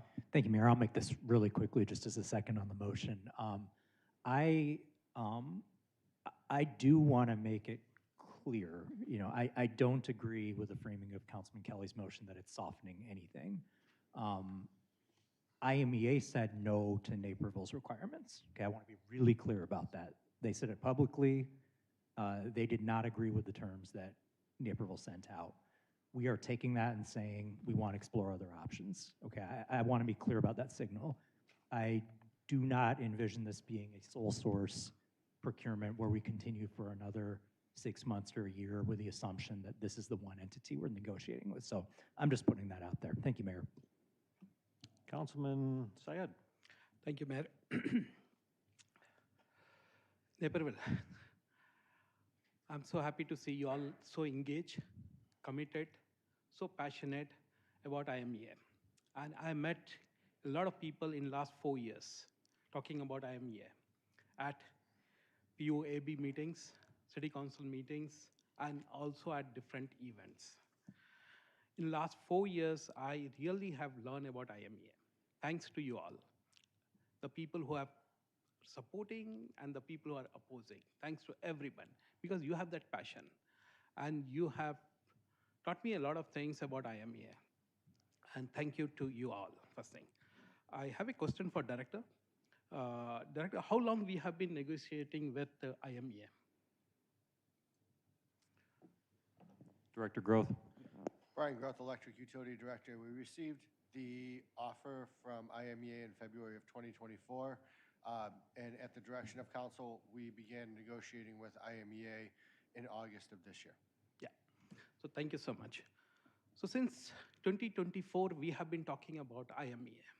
We have been discussing issues, plus, minus, everything what we have been talking it. But we have not moved an inch to take a decision. How long we will continue talking about this thing? For me, it looks like we are doing a lip service. We are not justifying ourselves as city council members, as staff, as community. We need to take some decisions. Maybe it is hard, some tough decisions, and that's what, you know, Naperville is famous for, that we take very hard decisions, tough decisions, and others follow us. So in last 4 years, I have attended many workshops, meetings, and all those things, you know. And I made up my mind that today we need to take a decision. If we extend, then again for next 1 year, 2 years, 3 years, we'll continue. And we have got time today, 9 years still we have got. We are not shutting down the doors. Still, director will be representing us, and we are part of the IMEA as of now. But my only concern is that without looking for any other options, why are we getting into IMEA right now? So as a person, I want options. See, if I don't like something, I will look for next option, second, third, fourth option. Can we work together to get that options and take decisions, what is best for Naperville, best for community? So I will be supporting Councilman Kelly's motion. so that, we can look for different options and then come to a conclusion so that, we take care of the community as well as city. Thank you. Councilman White? And thank you, Mayor. And I want to just thank everyone who came out to speak tonight. And also want to thank the many volunteers who have given their personal time in pursuit of the best solution for our community. Our residents on the PUAB Commission and the NEST Task Force and other community organizations have spent countless hours working through these issues to present a thoughtful input and also good recommendations. Additionally, our city staff has endured many questions, I know you have, and quite frankly, at times, a lack of direction from the council. But I appreciate the patience you all have shown throughout this process as well. At the end of the day, I believe we share the same goal, that is providing our community with power that's efficient, environmentally responsible, reliable, and affordable. Since this process began, we have been inundated with data, opinions, and forecasts projecting 20 to 30 years into the future. Even the most seasoned experts struggle to predict conditions that far out. That's why I return to a fundamental principle. When the city makes major purchases exceeding whatever the threshold might be, we see competitive pricing, safety, quality, and value. We are discussing a multi-billion-dollar contract. Think about that, a multi-billion-dollar contract that could extend all the way out through 2050. One that could effectively lock us in and limit our flexibility to respond to future market changes. In a decision of this magnitude, I believe it is essential that we follow our standard procurement practices. In my opinion, we should issue an RFP and an RFQ to identify the most responsible and cost-effective providers capable of supplying power to our community. This process should be open to multiple organizations, including IMEA, if they choose to participate as well. But before we do that, I think it's important that we define what our priorities are, and we do come up with a strategy for our energy. I appreciate Mr. Stark's recommendation as far as having our director lead the discussion as far as developing that strategy. I think that's a pretty good idea. However, I do think we're probably a few years early, given what I've spoken to other council members as well as staff, that we probably are, Mayor and others have said it, probably about 2029 or so when those discussions probably need to take place. If we do it too soon, the technology, it's a good chance it will change. We see how things are changing so quickly in this market. So that's kind of where I'm landing with this. I appreciate all the great discussion and the passion that everyone in this room, including those up here on the dais, have shown so that we can get the best decision for our community. Thank you. Councilwoman Jane. Thank you, Mayor. Just a question to kind of reiterate and clarify what has been alluded to as the year 2029. I know this question was posed on the Q&A, but if I could direct a question to Director Groth about how that number was calculated, and is that a hard number? Should you monitor trends and feel concerned that it may be going in a direction where, prices are much higher? Might you suggest that we should start looking earlier? Could that scenario play out? Director Groth. Brian Groth, Electric Utility Director. Addressing the two items in the Q&A. One is the state mandated integrated resource planning that IMEA has to begin. They will likely start that this year. It'll take probably a year or 2 years to get through that process. And that talks about how they will serve their load through 2035. At this point, they do not have a contract from Naperville or St. Charles, so they will not plan for that load past September 30th, 2035, which is their contractual obligation. The second part of that, and IMEA is looking into this right now, is the pseudo tie. So Prairie State is financially tied to PJM to serve load up here, primarily Winnetka, St. Charles, Naperville. And that is a financial instrument that allows them to bid Prairie State into the PJM market, even though it's located in MISO. And so if Naperville is not with IMEA, they do not need that pseudo tie, and they would look to break that pseudo tie.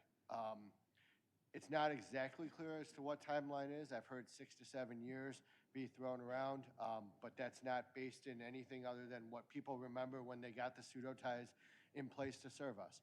So I expect IMEA will be looking into some more exact timeframes around hard decisions they'll have to make about whether they can serve the load or not, and some of those decisions are irreversible. And what about the timeline for us if we were to look for alternative options? When would that actively need to take place? Certainly. Wide range of options as outlined by CES. Some options, for example, building our own generation. Met with a couple of generators, builders.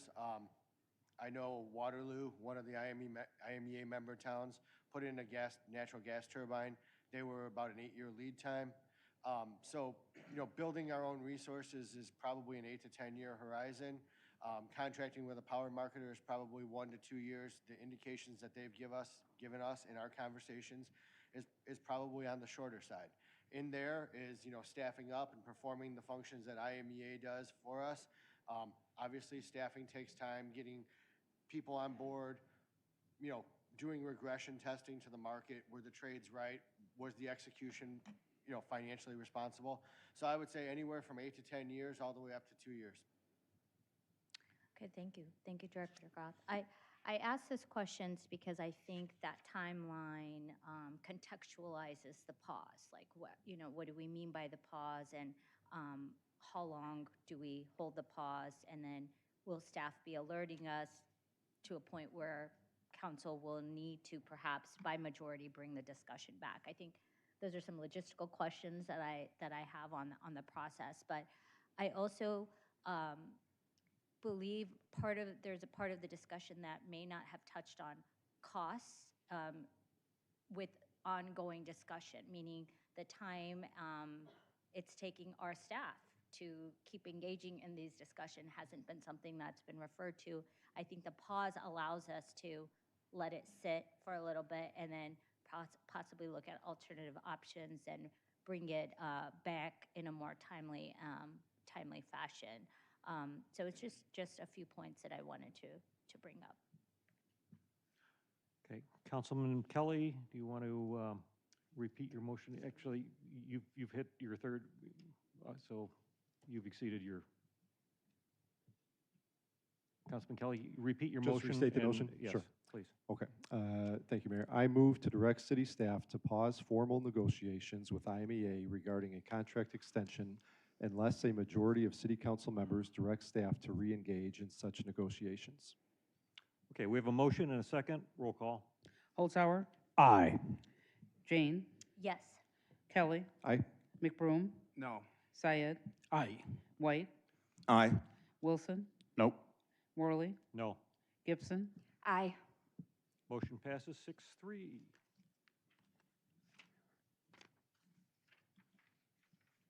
Final item tonight is new business. As a reminder, new business is for items this council is asking staff to bring on a future agenda for motions to reconsider or for motions to reconsider past city council votes. Do any council members have any item for new business? Seeing none, may I have a motion to adjourn? Councilman White. Motion to adjourn. Councilman Kelly. Second, Kelly. All those in favor say aye. Aye. Opposed? We are adjourned. All right. Yeah, it was.